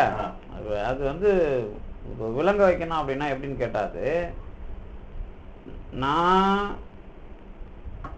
இப்ப இது நீங்க இந்த இது சொல்லிட்டீங்கல்ல, இப்ப 6 ஃபார்ம் ஆஃப் எக்ஸ்பிரஷன்ல தெரிஞ்சிரும். ஆமா, இப்ப ஒரு சிலருக்கு செல்வம் இல்ல, ஒரு சிலருக்கு அதான் மண்ணாசை, பெண்ணாசை, பொன்னாசை, இப்படிதான் நம்ம உலக கொலை, களவு, பாதகம், பெண், பொன் அப்படி பிரிக்கிறோம்ல, இந்த பஞ்சமா பாதகத்துல வச்சு பண்றோம். பஞ்சமா பாதகங்கிறது எதனால வருதுன்னா, இந்த 3 ஆசைனால வருது. இந்த 3 ஆசையில இந்த ஆன்மா இந்த 3 ஆசையும் எதனால வந்தது அப்படின்னு கேட்டீங்கன்னா, ஆணவத்தை பெருமான் அசைக்கும் போது இது ஆசைப்பட்டதை வச்சு உடம்பு கொடுத்து, இந்த உடம்புல இது ஞானம் பெறதுக்கு இதுக்கு தெரியாமலே இது சாப்பாடு போட்டாலே அது எல்லாம் வேலை செய்யுது அப்படிங்கிறது வரைக்கும் இது வருது. இதுல இன்னும் நம்ம நுட்பமா பாக்குறதுக்கு அப்புறம் வச்சுக்கோம். இந்த 3 ஆசைக்கு உள்ள நடக்கிறது நடக்காதது இதுக்கும் வினைக்கும் இந்த ஆன்மாவினுடைய ஈடேற்றத்துக்கும் நேர நம்ம சிந்திச்சுட்டா உங்களுக்கு அந்த இருவினை ஒப்புங்கிறது கிளியர் ஆகும். வேற ஒண்ணும் இல்லை. ஸோ நான் இப்போ எக்ஸ்பிளைன் பண்றேன். இருவினைனா emotionless and being able to take it because of so and so past ஈவென்ட்னால இது நடக்கிறது நீங்க எடுத்தீங்கன்னா right, and not getting emotionally attached or detached. இந்த காமம், குரோதம், லோபம் அதெல்லாம் இல்லாம போய் அப்ப நீங்க ஆகாமையும் செய்யல. இது பிராக்டிக்கலா இது அப்ளை ஆயிருக்கா அப்படிங்கறது அடுத்த கேள்வி. ஃபர்ஸ்ட் எப்படி ஆகும்னா, முதல்ல உங்களுக்கு அவுட் பஸ்ட் வந்துரும். அதுக்கப்புறம் ஐயோ தப்பு பண்ணிட்டோமே தோணும். அப்பதான் உங்களுக்கு ஃபர்ஸ்ட் வரும். தப்பு பண்ணிட்டேன்னு தோணும்ல, போடுறது உடனே பண்ணிருக்கேன் ஆனா போட்டிருக்கேன்னு தோணும். எல்லாருக்கும் அந்த கான்சியஸ்னஸ்ன்றது நீ தப்பு பண்றேன்னு ஒரு பர்சன்டேஜா தூக்கும். ஆமா, அவன் போட்டு அமுக்கிடுவான், நான் பண்ணது குத்தினது தப்பு தான் சொல்லிடுவான். சரி, சோ அந்த கிராஜுவலா ரீச் ஆக டு an extent நடக்கிறதே அவங்களால தடுக்க முடியும். சரி ரைட். இப்ப ஞானி எல்லாம் நடக்கிறதுக்கு முன்னாடியே என்ன நடக்கும் தெரியும், அதை தடுப்பான். சோ நம்ம டுடே பிஹைண்ட் இருக்கோம், அதை பிரசன்ட்க்கு போயிட்டு ஃபியூச்சர்ல போய் கண்ட்ரோல் பண்ணணும் அப்படின்னு நான் என்னோட தாட் ப்ராசஸ். இல்ல அதெல்லாம் நீங்க சொல்றது ஒரு கரெக்ட் தான். இதுக்கு அப்புறம் ஒரு விளக்கம் இருக்குதுங்கிற, வேற ஒண்ணும் இல்ல. நீங்க இப்ப எல்லாருக்கும் விட வாழ்க்கையை புரிஞ்சுக்கிட்டதுனால இந்த விளக்கம் வருது. இதுக்கு அடுத்து என்ன அப்படின்னு கேட்டீங்கன்னா, இப்போ இந்த பிறப்புல பிறந்ததுல இருந்து யாரும் யாருக்கும் நான் பாவம் பண்ணல, ஆனா நான் முறையா தான் பண்றேன், எனக்கு எதுவும் சரியா வரல அப்படின்னு ஒரு ஆள் சொல்றாங்கன்னு வச்சுக்கோங்க. இதுக்கு தான் இப்ப நீங்க என்ன சொன்னீங்க, போன பிறப்புல செஞ்சது நான் இப்படிலாம் பண்ணிருக்கிறேன் அப்படிங்கறதையும் அவன் தெரிஞ்சுக்கிட்டான்னா, இதுல இருந்து அவன் இப்போ நல்லது கெட்டதுங்கிறத பத்தி கவலைப்பட மாட்டான், வெளியே வந்துடுவான்றது சரியாகுது இல்ல. சரி தெரிஞ்சுக்குவானா அப்படிங்கிறதுல இருவினை வைப்பு. நான் எப்படி கேட்குறேன்னு தெரியல. இப்போ எல்லா விளக்கமும் கரெக்டு. இந்த தெரிஞ்சுக்குவாங்கிறதுக்குள்ள தான் இந்த இருவினை நேராதல் இருக்குது. இப்போ வந்து இருவினை ஒப்புங்கிற வார்த்தை இப்போ வினை பேசினா கூட வினை கொள்கையே பேசினா புரியாது அதுக்கப்புறம். ஆனால் வாழ்க்கைக்குள்ள இந்த இடத்துக்குள்ள எப்படி வரான் கடவுள் அப்படிங்கிறது தான் நம்ம சைவ ஜோசியம் இந்த சைவ சித்தாந்தத்துல மட்டும்தான் இந்த இடத்த கடவுளை வச்சு பண்றதுனால தான் கிளியர் வருது. இப்போ மற்ற இடத்துல நீங்க சொன்ன வரைக்கும் முதல்ல பௌத்தம் சொல்லி பார்த்தா அதோட கொஞ்சம் அட்வான்ஸா சமணம் சொல்லிட்டான். இப்போ நம்ம இந்த பழைய வினையை கண்டுபிடிக்கிற மெத்தடாலஜிக்கு அவன் 2 பேருமே அந்த அளவுக்கு அதுல வந்துட்டான். ஆனா இது இப்ப சொன்ன பாருங்க, இதுதான் என்னோட பழைய வினை, இப்ப நான் இருக்கிறேன், இதுக்கு நடுவுல இதுல சால்வேஷன் வர்றதுக்கு தான் வந்து இவ்வளவு வேலை கடவுள் பண்றான் அப்படிங்கிற சொல்லும் போதுதான் சைவ சித்தாந்தத்தோட அந்த பிரகாசம் நமக்கு தெரியுது. அதுதான் அந்த இடம். இப்ப அதைத்தான் நாம இப்ப வந்து இவர் என்ன சொல்றாருன்னா, நேராக நேராதல் மேவும் கால் முன் சிரமரு திரோதாயி கருணையாகி அப்படிங்கிறது இதனாலதான். அப்படி சொன்னீங்கன்னா உங்க கரண்ட் வாழ்க்கையே பிரகாசம்.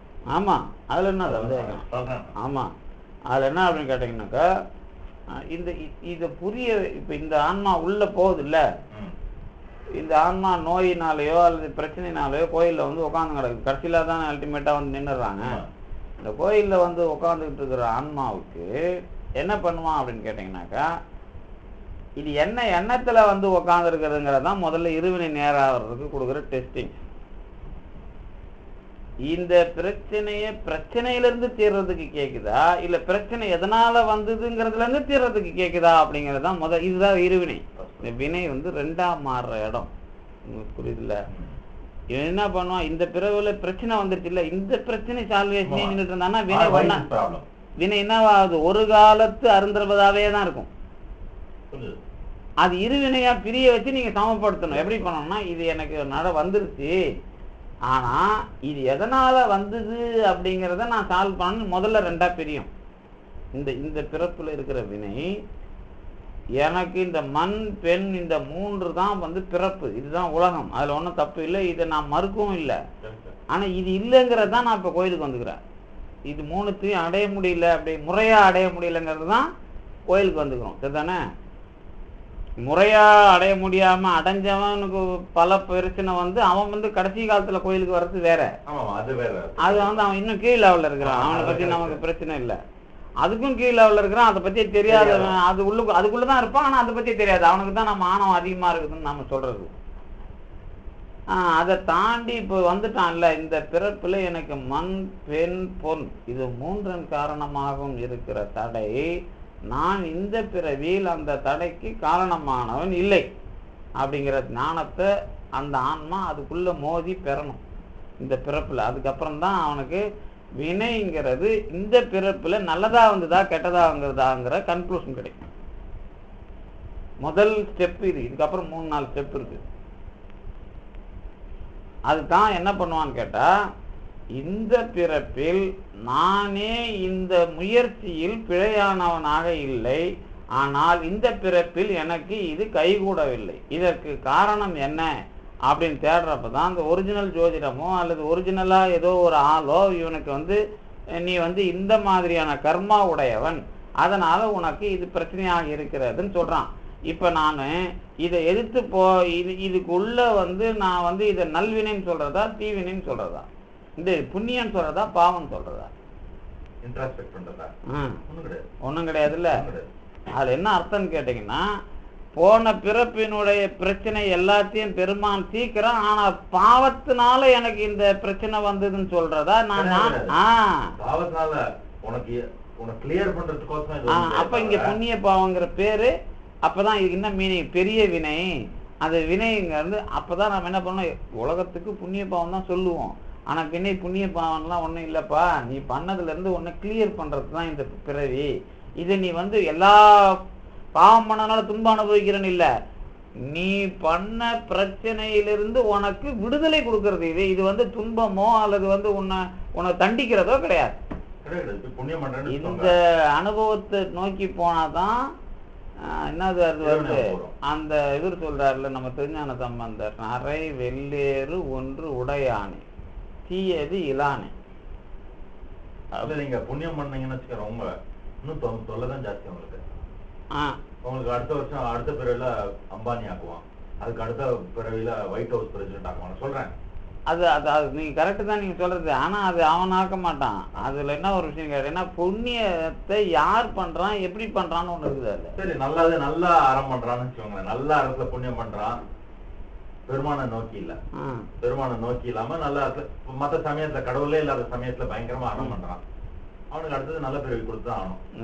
இப்ப என்னென்ன பிரச்சனை தான், இப்ப இருவினை பிரச்சனையே தான். இப்ப ஒரு பக்கம் உங்களுக்கு கிளியரா இருக்கு, இன்னொரு பக்கம் என்ன ப்ராப்ளம்னு கேட்டீங்கன்னாக்கா, இந்த புண்ணியம் பண்ணா இப்படி ஆயிரும் நாம ஒரு விஷயம் இருக்குல்ல, அதுல வந்து நீங்க வந்து அந்த அந்த மற்றவங்க நினைக்கிற இடம் வந்துட்டு, ஏன்னா புண்ணியத்தை வந்து நீங்க வந்து அது வந்து ஒரு பெரிய பொருளை எப்படி நீங்க இந்த பாவம் வந்து நாம செஞ்சது, அதாவது போன பிறப்புல காமத்தினுடைய ஆசையினால என்னெல்லாம் பாவம் பண்ணானோ, அல்லது பொண்ணுக்காக என்னெல்லாம் ஆசை பண்ணானோ, யார் இந்த பொற்கொள்ளன் பண்ணதை வச்சுக்குமே கோவலன் கண்ணிக்கல, இந்த பிறப்புல அவன் எப்படி பிறந்திருப்பான்? இல்ல இந்த பிறப்புன்னு சொல்லக்கூடாது, ஏன்னா சஞ்சித மூட்டத்துல இருந்து எங்கேருந்து வருதுன்னு சொல்ல முடியாது. இந்த பிறப்புன்னு சொல்ல மாட்டேன். ஓவர் அவனோட சஞ்சித மூட்டத்துல இந்த இது போய் ஊந்துட்டோம். இவ்வளவு பேருக்கு ஒரு 10,000 பேருக்கு தினம் அவன் சாப்பாடு ஃப்ரீயா போட்டான், ஆனா கடவுளே இல்லைன்னு சொல்றான். அதுக்கு ஏதாவது ஈக்குவலன்ட் அனுபவம், அதான் சொல்ல வரேன் நான். இந்த இடம்லாம் கொஞ்சம் வித்தியாசமா இருக்கு. அதுதான் வினை கொள்கைக்குள்ள ஜென்ரல் தாட்டுக்குள்ள நீங்க கரெக்டா தான் பேசுறீங்க. ஆனா அது வந்து அந்த அந்த ஃபைனலைஸ் பண்ணும்போது அது கொஞ்சம் சிக்கல் வரும். ஏன்னு கேட்டீங்கன்னா அதுதான் அந்த இடம் நான் சொல்ல வர்றது. கடவுள் நம்பாதவன் சொல்லுங்க, கடவுள் நம்புறதும் பிரச்சனை இல்லை, எல்லாத்தையும் நான் சொல்லிடுறேன். அது இப்போ முதல்ல வந்து அந்த இலக்கிய உதாரணமா சொல்றேன். ரெண்டாவது எல்லாருக்கும் 10,000 பேர் சாப்பாடு போடுறோம்ன்றான்ல, இதையும் சொல்றேன். இப்போ ஏன்னா இந்த பாயிண்ட்ல வந்து மிஸ் ஆகக்கூடாது. ஏன்னா இது வந்து இந்த பாயிண்ட் வந்து எல்லாரும் சொல்ற மாதிரி நான் சொல்றது இல்லை. இது வந்து நம்ம மீட் பண்றோம். இப்போ என்ன சொல்றோம்னு கேட்டா, இப்போ பொற்கொள்ளன்னு அவன் பாவம் பண்ணிட்டான்ல, கண்ணையே கோவலன்னு வெட்டுறதுக்கு அவன் காரணம், அதுக்கு காரணம் பொன்னாசை. நீங்க அந்த இலக்கியம் மறந்துருங்க. ஒரு ஆள் தங்கத்துக்காக ஒரு ஆளை கொலை பண்ணிட்டான்ல, நகைக்காக, அவன் அடுத்த பிறவில என்னவா பிறந்திருப்பான்? அந்த வினையோட எஃபெக்ட் அடுத்த பிறவிலே வராம இன்னும் 100 பிறவில கூட வராம இருக்கலாம். இல்ல அவனை பொறுத்த வரைக்கும் என்ன அப்படின்னு கேட்டீங்கன்னா, அந்த எஃபெக்ட் நீங்க அப்படி பார்த்து தான் தப்பு. அதுதான் சைவ சித்தாந்தத்தோட ஸ்பெஷாலிட்டி. செய்வானும் செய்வினையும் சேர்ப்பயனும் சேர்ப்பானும் அப்படின்றதுனோட ஸ்பெஷாலிட்டி தான். அதனால தான் நாம இந்த சைவ சித்தாந்தத்தை கிட்ட மொத்தம் வர்றதுக்கே முடியாம இருக்குது. அது ஒரு காரணம். அந்த பிறப்புக்கு பாவமா ஒரு மூட்டை போட்டு அவனை வந்து இன்னொரு பிறப்புல அதை உள்ள அழுத்தி அவனை குச்சி பண்றது இல்லை. இது அது எப்படின்னு கேட்டீங்கன்னா, இந்த பொன்னாசைங்கிறது இவ்வளோ பிரச்சனையானது அப்படிங்கறத அவனுக்கு உணர்த்துற மாதிரி பிறகு தரணும். இதுதான் முக்கியம். இந்த இடத்த மட்டும் நீங்க கொஞ்சம் கிளியர் ஆயிட்டீங்கன்னா உங்க எல்லாத்துக்கும் உங்களுக்கு தானா பதில் வந்துடும். அப்புறம் தான் அந்த 10,000 பேருக்கு வந்து சாப்பாடு போட்டது வேஸ்ட் கிடையாது சொல்றேன். அந்த மாதிரி அவனுக்கு என்ன பண்ணுவாருன்னு கேட்டீங்கன்னா, இப்ப மண்ணினில் பிறந்தார் பெரும்பயன் மதிசூடும் அண்ணலார் அடியார் தம்மை அமுது செய்வித்தல் உண்மையாமெனில் உலகர் முன் வருக. இந்த ஏரியாவில தான் இப்போ நம்ம இருக்கிறோம். இது இப்போ வந்து யாருக்குறைய இப்போ நீங்க வினை கொள்கைக்கு இது வந்து ஒரு அடுத்ததை நீங்க பாசிட்டிவா மாத்துறதுக்கான ஒரு முக்கியமான கட்டம் இந்த பாட்டு. இப்ப சாப்பாடு போடுறது மட்டும் இல்ல, மண்ணினில் பிறந்தார் பெரும் பயன், அடியாருக்கு உணவு கொடுக்கறதுன்னு முதல்ல சொல்லிடுவோம். சரி, அதுக்கப்புறம் மதிசூடும் அண்ணலார் அடியார் தம்மை அமுது செய்வித்தார். அண்ணலார் அடியார்னு நீங்க எல்லாரையும் உட்கார்ந்து சாப்பாடு போடுறீங்களா? இப்ப திருநீர் போட்டவங்களாம் அண்ணலார் அடியார்னு நீங்க ஒத்துக்கிறீங்களா? திருநீருங்கிறது மெய்ப்பொருள் நாயனாருக்கு அந்த வேடத்தின் மூலமாக நான் உண்மையை தரிசிக்கிறேன் அப்படிங்கிறது மெய்ப்பொருள் நாயனாருடைய எண்ணம். ஆனா அவன் பேரு என்ன வந்தான? தத்தன்ல அவரு என்னது அவன் பேரு? முத்துநாதன் வந்தான்ல, அவன் பேரு வேற முத்துநாதன். ஏன்னா முத்துங்கிறது வெள்ளை. அவன் அதுதான் அவனுக்கு அந்த பேரை கொடுக்குறாங்க. ஏற்கனவே வெள்ளையை பூசுறது மட்டும் இல்லை, ஆளே முத்து மாதிரி வெள்ளையா பளபளன்னு வரானா அவன். இவன் தத்தன், இவன் தடுக்க தத்தா நம்மர்னு சொல்றாருல்ல. இதுல என்ன அப்படின்னு கேட்டீங்கன்னாக்கா, அதை இங்க அப்ளை பண்ணக்கூடாது. நீங்க பட்டை போட்டு திருநீர் போட்டுக்கிட்டு வர்ற 1000 பேருக்கு சாப்பாடு போடுவீங்க, இல்ல திருநீர் வாசல்ல வச்சுன்னு நீங்களே போட்டு விட்டு அனுப்பலாம். இவ்வளவுதான் விஷயம். ஆனா எதுக்கு இப்ப நீங்க என்ன பண்றீங்க? மனநிலையில அண்ணலார் அடியாருக்கு தான் சாப்பாடு போறோம் நீங்க நினைக்கிறீங்க. அதுவும் இதுவும் செட் ஆகுமா? நான் கேட்குற கேள்வி புரியணும். இப்போ அது வந்து உங்க பக்குவம் பொறுத்து. எனக்கு அது அந்த இடத்துல அது கிடையாது. அதுதான் வினை கொள்கை. நான் கடவுளை நினைக்கிறது, நான் மட்டும் நினைக்கிறது மெய்ப்பொருள் நாயனாரா இருந்தா, சாக்கி நாயனாரா இருந்தா, இந்த இடத்துல சாப்பாடு போற இடத்துல அது வருதா? சாப்பாடு நீங்க போட்டுறீங்கல்ல, இதுதான் திருஞான சம்பந்தருக்கும் மெய்ப்பொருள் நாயனாருக்கும் ஏற்பாடு. ஸ்டார்டிங்ல நாம ஆரம்பிச்சேன்ல, இப்ப 1000 பேரை முத்தி கொண்டு போறாரு, நீங்க 1000 பேர் சாப்பாடு போடுறீங்க. இது ரெண்டுமே ஒன்னா வச்சுங்க. முதல்ல இந்த 1000 பேரு, ஆமா ரெண்டும் ஒண்ணு தானே. இப்ப ஆனா இந்த 1000 பேரும் அடியாரா இல்ல. நீங்க அங்க வந்து முத்திக்கு போயிடுறான் அவன். இங்க அடியாரா இருந்தாதான் நீங்க சாப்பாடு அண்ணலார் அடியார் தம்மை அமுது செய்வித்தல்ங்கிறது செயலா மாறும். இல்லாட்டா அது செயல் கிடையாது. இப்ப என்ன நடக்கும்? ஏன்னா இவருக்கு சாப்பாடு போட்டுறேன், ரங்கநாதன் சாப்பாடு போடுறேன், சாப்பாடு போடுறேன். இல்ல அதை நீங்க முடிவு இப்படிலாம் பண்ண முடியாது. அது நீங்க முடிவு பண்ற மெத்தடாலஜியே வேற. அதுக்கு தான் நான் பொற்கொள்ளன் கதை எடுத்தேன். பொற்கொள்ளன் கதையில சீரியஸா அது புரிஞ்சுக்கலாம், அனுபவம் கொடுக்கணும். ஆமா, உங்களுக்கு நம்ம எல்லாருக்குள்ளேயும் ஒரு தோஷம் உண்டு. எல்லாருக்கும் காண்டம் பாடுறான்ல ஜோசியன் காண்டம் பாடுறான்ல, எல்லாருக்கும் ஒரு குற்றம் சொல்லுவோம். போன பிறவில நீ யாரையா கொலை பண்ணியிருப்பான்பா, இல்லை கற்பழிச்சிருப்பான்பா, இல்லை இவனை சொத்தை பிடிங்கி இருப்பான்னு எல்லாரும் காண்டத்துலையும் பேசுவான். ஒருத்தர் காண்டத்துலையும் நீங்க நல்லவனா இருந்தீங்கன்னு சொல்லவே மாட்டான். ஒரு நீங்க பிறப்பு எடுத்துட்டீங்கன்னா அது எல்லாத்துக்கும் வந்துடும். ஏன்னா அப்பதான் வந்து கிரகம் இங்கே இவன் வீட்டுல இவன் ஏன் வந்தான் அப்படிங்கிறதுக்கு அர்த்தம் கிடைக்கும். உங்களுக்கு குரு பிறப்பு வரலாறு எப்படி சொல்லிக்கிறான்னு தெரியல. நம்ம ஜாதகத்துல குரு பிறப்பு வரலாறு எப்படி சொல்லுங்க பாப்போம். நம்ம இது இருக்குதுல்ல, இது நேற்று குரு பேசினது, அவனே தப்பு அடுத்த பொண்டாட்டிகளை தப்பு பண்ணி தான் பிரச்சனை வருது. அதுலயே வருது இல்லை, உங்களுக்கு வருதா இல்லையா? குரு வரலாறு போய் கேட்ட குரு வந்து சம்பவம் ஓலக்கொட்டாயில வேற ஒரு பண்ணி தான் வேற ஒரு ஆள் வந்துருவான். இதுல தான் ஒரு புதனுக்கும் குருவுக்கும் ஜென்ம எதிரி. அவன் புதன் வீட்டுல குரு வந்து அவங்கள வாழ விட மாட்டான். இந்த உண்மைய வந்து புராணமாக்கி சொல்றாங்கல்ல, இது வந்து நடந்தது கிடையாது. இந்த எவன் ஒருத்தன் வந்து போன பிறவியில இந்த மாதிரி மால் பிராக்டிஸ் பெண்ணாசையில பண்ணானா அவனுக்கு இந்த மாதிரி வந்துடும். இது ஜோசியம் இதுதான் கரகம். ஏன் அங்க உழுதுங்கிறது நெகட்டிவ். இது பாசிட்டிவ் எக்ஸ்பீரியன்ஸ் என்ன வரும்னு கேட்கறேன். அதான் கொண்டு வரேன். இப்ப என்ன கொண்டு வரேன்? நெகட்டிவ் ஏன் நான் கொண்டு வரேன்னு கேட்டா, பொற்கொள்ளன் உதாரணம் நல்லா இருக்கு, ரொம்ப ஈஸி இல்ல. அது முடிவுக்கு வரும்போது தான் தெரியும் அது என்ன ஈஸிங்கிறது. இல்ல சொல்லுங்க. இப்ப இவனுக்கு நீங்க சாப்பாடு போட்டது புரிய வச்சிடறேன் நான். இப்போ ஏன்னா இப்ப 10,000 பேருக்கு முதல்ல சாப்பாடு போடுறவன் யாருன்னு கேட்டீங்கன்னா, சாப்பாடு இது நாத்திகனா இருந்து சாப்பாடு போடுறான். அவனுக்கு வந்து நீங்க அவன் பயனை எதிர்பார்க்கல அப்படின்னு சொல்லலாமா? இல்ல 1000 பேருக்கு சாப்பாடு போறதுக்கு அவன் என்ன நினைச்சான் அதை சொன்னீங்கன்னா இப்ப பலி வந்துடும் அவனுக்கு. ஆமா, அப்பதான். ஏன்னா அவன் வினை ஒத்துக்க மாட்டான். நாத்திகனுக்கு வினை கிடையாது இல்ல, அப்புறம் எப்படி சாப்பாடு போட்டான்? முதல் கேள்வி. உங்களுக்கு அங்கேயே அந்த கேள்வியை வந்து அதுதான் புண்ணிய பாவத்தை அதை வந்து முடிவு பண்றதுக்கு உதவுறது.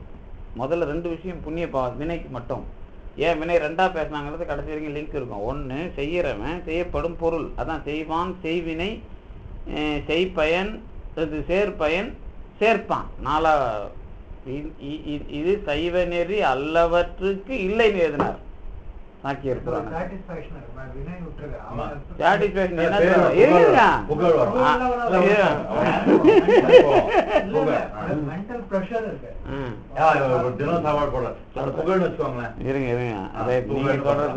புகழ் ஏன் அப்படி நீங்க புகழ்னு சொல்றீங்கன்னு கேட்டீங்கன்னாக்கா, அது ஒரு எய்ம் வந்து கரெக்டா இருக்குது. ஏன்னா மகிழ்ச்சின்னு சொல்லிட்டா அதுல வந்து மாட்டிக்குவோம். ஏன்னு கேட்டா அப்புறம் எதுல மகிழ்ச்சி வரும்? மகிழ்ச்சினா என்னன்னு நான் கேட்டுருவோம். அப்புறம் மகிழ்ச்சினா என்னன்னு சொல்லுங்க. இப்ப நீங்க மகிழ்ச்சி கிடையாது, சரி மகிழ்ச்சின்னு கிடையாது. ஆனா மகிழ்ச்சி எப்போ வருது? நீங்க இப்ப இல்வாழ்க்கையை வாழறீங்க இல்ல, இப்ப குடும்பத்துல வாழறோம்ல, உங்களுக்கு எப்பெல்லாம் மகிழ்ச்சி வந்துருக்கு? ஒரு உதாரணம் சொல்லுங்க. இல்ல அது மகிழ்ச்சி கிடையாது. இல்லைங்க சொல்றேன் நானு.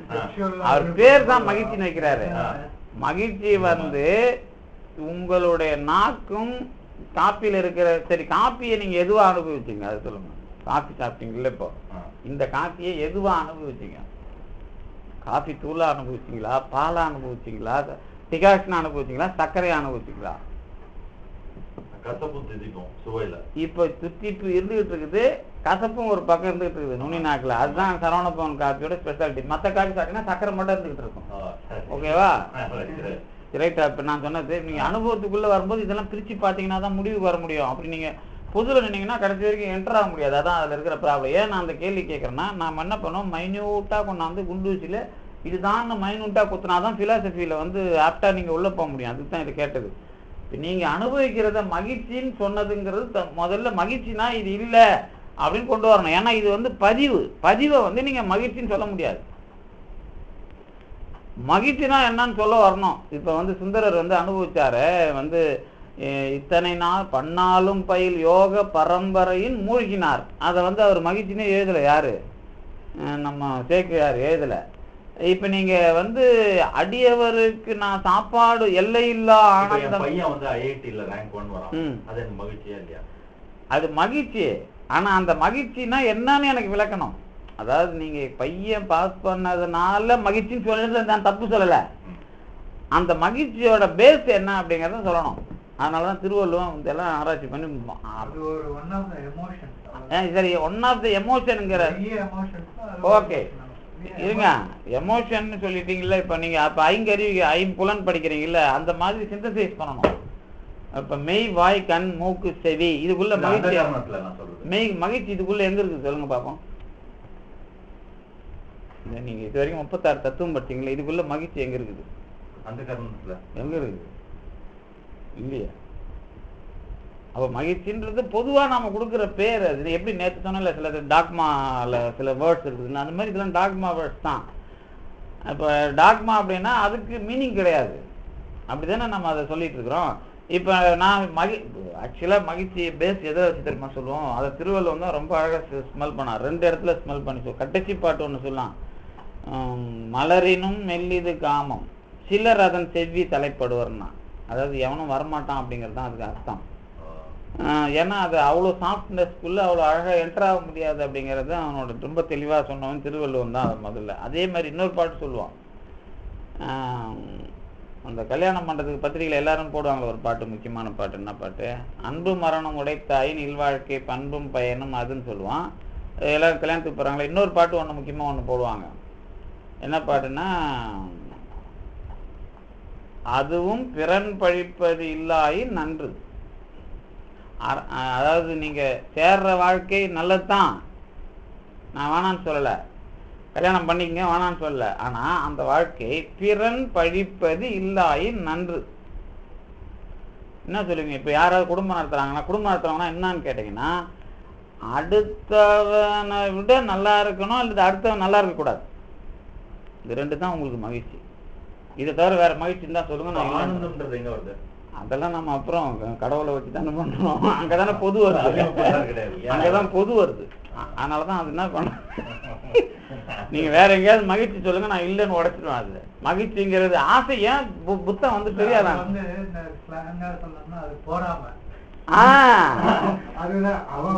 அப்ப அப்படி இல்ல, உலக திருவள்ளுவர் தான் தெளிவாட்டிட்டான். இந்த புத்தன்லாம் பின்னாடிதான். புத்தன் ஆசைதான் உலகமே துன்பமயமான. இதுதான் அது. என்ன காரணம் கேட்டா, அடுத்த நான் வந்தது பாருங்க. இந்த நான்கிறது வந்தவொடனே இல்லப்பா அது வந்து சும்மா அதெல்லாம் வந்து கிடையாது, நீங்க பிறன் பழிப்பது இல்லைன்னா ஓகே. அப்ப நீங்க மகிழ்ச்சிங்கிறது எந்த காலத்திலையும் நேரானது கிடையாது. இதேதான் சார் வினைக்கு மூலம். சரி, புகழ் சொல்லுங்க. புகழ் சொன்னீங்கல்ல, இந்த புகழ்னா என்ன அப்படின்னு ஒரு கேள்வி வருது. ஈவாறு இப்போ நீங்க மற்றவனுக்கு கொடுக்கறது மேல புகழ். திருவள்ளுவம் இதையும் ரொம்ப டீல் பண்ண ஆளு திருவள்ளுவம் தான். இதையும் முதல்ல நாம என்ன பண்ணிட்டோம், இந்த திருக்குறளை பிலாசபிக்கலா பார்க்க தெரியல, அதனால பிரச்சனை. புகழுக்கு முத அதிகாரம் கொடுத்தவன் திருவள்ளுவன் தான். முதல்ல ஒரு அதிகாரம் கொடுத்து 10 பாட்டு. இது இன்டர்நேஷனல் பிலாசபில இன்ன வரைக்கும் கிடையாது. இன்டர்நேஷனல் லெவல்ல பிலாசபி ஆர்குமெண்ட் வந்ததுல எத்திக்ஸ்ல வெர்ச்சு போடுவான். வெர்ச்சுனா நல்லொழுக்கம் போடுவான். ஆனா புகழை வந்து இது வரைக்கும் எவனும் மீட் பண்ணல, எழுதவும் இல்லை. கடவுளை மட்டும் எழுதும்போது அவன் 4 ஆர்குமெண்ட்ல ஒரு ஆர்குமெண்ட்ல கடவுள் இந்த மாரலுக்காக இருக்கட்டும், டீலியாலாஜிக்கல் ஆன்டலாஜிக்கல் மாரல் ஆர்குமெண்ட் காஸ்மலாஜிக்கல் ஆர்குமெண்ட்னு அவன் போட்டான். ஆனா புகழ்ங்கிறத இங்க என்ன பண்றான், 2 விதமா புகழ சொல்றான். எங்க தமிழ்ல இது கொஞ்சம் டீட்டெயிலாவே நீங்க யோசனை பண்ணீங்க. ஏன்னா வந்து உங்க அல்டிமேட்டா நீங்க அந்த சமூகம் எங்க போய் நிக்குது அப்படிங்கிறதுக்கு இது வந்துடும். இப்ப கலைஞர் 1000 புகழ் பண்ணாரு, செல்வாக்கு இருந்தது, இப்ப கதறிக்கிட்டு உட்காந்துருக்காரு. இப்ப கதறதுக்கு என்ன பண்றான், கடவுள் முதல்ல ஆட்சியை பிடுங்குறான். ஆட்சி பிடுங்கின பிறகு தனியா உட்கார வைக்கிறான். நீ ஃபீல் பண்றத நல்லா பண்ணணும். அவன் வடிவேல் சொல்ற மாதிரி மொய்யால நல்லா ஃபீல் பண்ற அப்படிங்கிறான்ல, அந்த மாதிரி வந்து இப்ப நல்லா அதாவது ஆட்சியும் இல்லை, செல்வாக்கும் இல்லை, அடுத்தவங்கிட்ட புலம்பணும். ஜூனியரோட நேற்று டைட்டில் தொங்குது இல்லை, அப்பா நீங்கள் இதுக்கு மேலே கெஞ்சாதீங்கன்னு பொண்ணு அழுகிற மாதிரி ஒரு டைட்டில் போட்டு போட்டோ வச்சுக்கிறான் பாருங்க. நான் இதை வச்சு சொல்ல நான் வினையை இப்போ அனுபவிக்கிறாங்கல்ல. அப்போ பெருமான் வினையை சந்திக்கிறதுக்கு என்ன பண்ணுவான்னு கேட்டீங்கன்னா ஒரு செட் பண்ணுறான்ல. இந்த செட்டில் அவர் இதுக்கு முன்னாடி புகழோட உச்சிக்கு போனவர் தான். ஆனால் அந்த புகழுங்கிறது புகழா இல்லை. இப்போ நீங்கள் சொல்றது நாத்திகம் பண்ணாக்கா புகழுங்கிறது புகழா இருக்காது. ஏன்னு கேட்டீங்கன்னா மைண்டு லெவலில் புகழுங்கிறதுக்கு ஒரு உருவம் கொடுக்கணும். நேற்று கேட்டார்ல, உருவம் ஒன்று கொடுக்கணும். என்ன உருவம் கொடுக்கணும்னு கேட்டிங்கன்னா ரெண்டாவது பிரிக்கிறான் திருவள்ளுவனும் சரி, தமிழில் அதை பிரிச்சுக்கிறாங்க. முதல்ல என்ன அப்படின்னு கேட்டிங்கன்னா தோன்றில் புகழோடு தோன்றுகன்னு சொல்லுவாங்க. இந்த உலகம் நல்லா இருக்கணும்னா நீ புகழை விட்டுட்டு சாவு அப்படிங்கிறாங்க. மன்னா உலகத்து மன்னுதல் குறித்தோர் தம் புகழ் நெறி தாம் வாய்ந்தனர் ஒரு பாட்டு. தோன்றில் புகழோடு தோன்றுக அகிலார் தோன்றலின் தோன்றாமை திருக்குறள் இருக்கும். இது எண்டா நீங்கள் அனலைஸ் பண்ணுறது என்ன அப்படின்னு கேட்டிங்கன்னா, நான் பிறக்கும் போது நல்லவனா பிறக்கிறது இல்லை, நான் இன்னார்னு என் பேரை சொன்ன உடனே இவர் இந்த கொள்கைக்காக வாழ்ந்தவர்ப்பா அப்படின்னு ஏதாவது ஒரு கொள்கைக்காக வாழணும். இது பேர் புகழ். செத்துட்டான்னா இவர் இதை நிலைநாட்டிட்டு செத்தா இருப்பான்னு வரணும். இப்ப புகழ் நீங்க சொல்லுங்க பாப்போம். இப்ப அவன் சாப்பாடுங்கிற கொள்கையாக போட்டானா, இவன் எதுக்காக போட்டான்னு இப்ப புகழ் அனலைஸ் பண்ணீங்கன்னா அது வெத்து வேட்டா இருந்ததுன்னா கலைஞர் மாதிரி. ஆமா, அவனை ஒரு காலத்துல வினையை அழ வச்சு அவனுக்கு அடுத்த ஸ்ட்ரீம் லைன் கொண்டு வர்றாருல்ல, அதுக்கு தான் அது உதவும். அந்த வினை புகழுக்கு உதவாது. நீங்க உலகத்துல அவன் நினைச்சு செய்யறது வேற. அதான் நான் சொன்னேன், மெய்ப்பொருள் நாயனார் திருநீர் போட்டவனை செய்வனா நினைக்கிறது வேற. ஆனா நீங்க சாப்பாடு போட்டவன் எல்லாம் சிவபெருமான் அடியார் கிடையாதுங்கிறது தான் வினை கொள்கையில வர பிரச்சனை.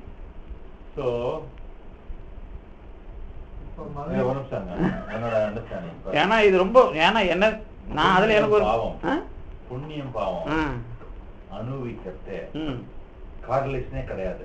அதோட நெட் ரிசல்ட் இருக்கே, அதுக்கு ஈக்குவலன்ட் சர்க்கம்ஸ்டான்ஸ் தான் பெருமான் கொடுப்பானே தவிர அதை கரெக்ட் பண்றதுக்கு டு an extent required தவிர பட் நான் இது பண்ணதுனால அது பண்ணதுனால அது இல்லைங்கிறது தெளிவாக வந்துருச்சு உங்களுக்கு. ஆனா இந்த உதாரணங்கள்ல பார்க்கும்போது திணறீங்க, அதான் பிரச்சனை உங்களுக்கு.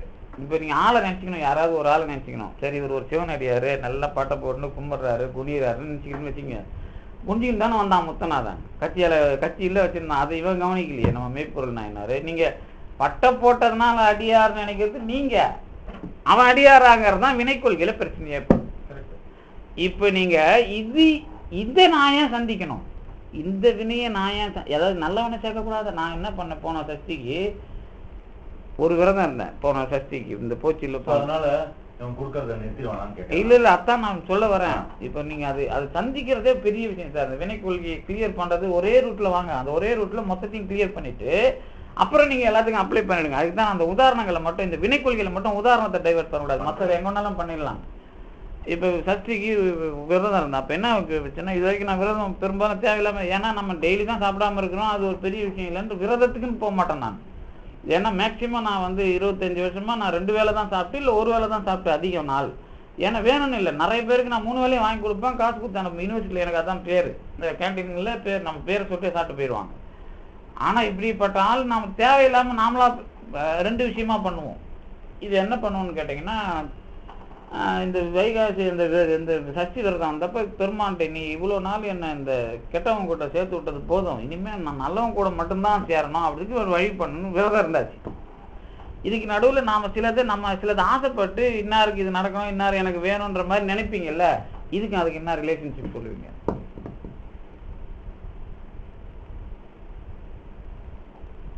நல்லா புரியுது இல்லை? இப்போ ஒரு நண்பர் இருக்காருன்னு வச்சுங்க, அவர் நல்லா இருக்கணும், அவர் என் கூட தொடர்ந்து இருக்கணும், நான் இந்த பக்கம் நடுவில் வேண்டுதல் இருக்கும்போது நினைப்போ எனக்கு இருக்கும், நினைப்பு இருக்கும், ரைட்டா? அது ஆம்பளையோ பொம்பளையோ ஏதோ ஒன்று அது கிடையாது, அது கிடையாது, அதுல ஒன்றும் சந்தேகம் இல்லை. உங்க சுயநலத்துக்கு இல்லை, ஆமா, அதனாலதான் நீங்க நல்லா இருக்கணும்னு நினைக்கிறீங்க. ஆமா, இவர் வாய்ஸ்னா நமக்கு நடக்கும், அதனால நினைக்கிறோம்ல. இது ஒரு பக்கம் நடக்கும், இது ஒரு பக்கம் இவர் வேணும்னு நினைப்போம், அது தானாவே நடந்துகிட்டு இருக்கும் நம்ம கூட இருக்கிறவங்கள வச்சுக்கிட்டு. ஆனா பொது கொள்கை ஆக்கும் போது நல்லவங்களா எனக்கு சேர்த்து வைன்னு கேட்போம். இது விரதத்துக்கு பொது கொள்கை வந்துடும். பிராக்டிஸ்ல நம்ம சுத்தி நிறைய பேர் இருப்பாங்கல்ல, இதுக்கு அதுக்கு வந்து விரதத்துல மோதல் வருது இல்ல. இப்ப பெருமான் என்ன பண்ணுவான், இதை கையில எடுப்பானா இதை கையில எடுப்பானா? உங்களுக்கு அதை கிளீன் பண்ணாதான் நாளைக்கு இருவினை வைப்பு.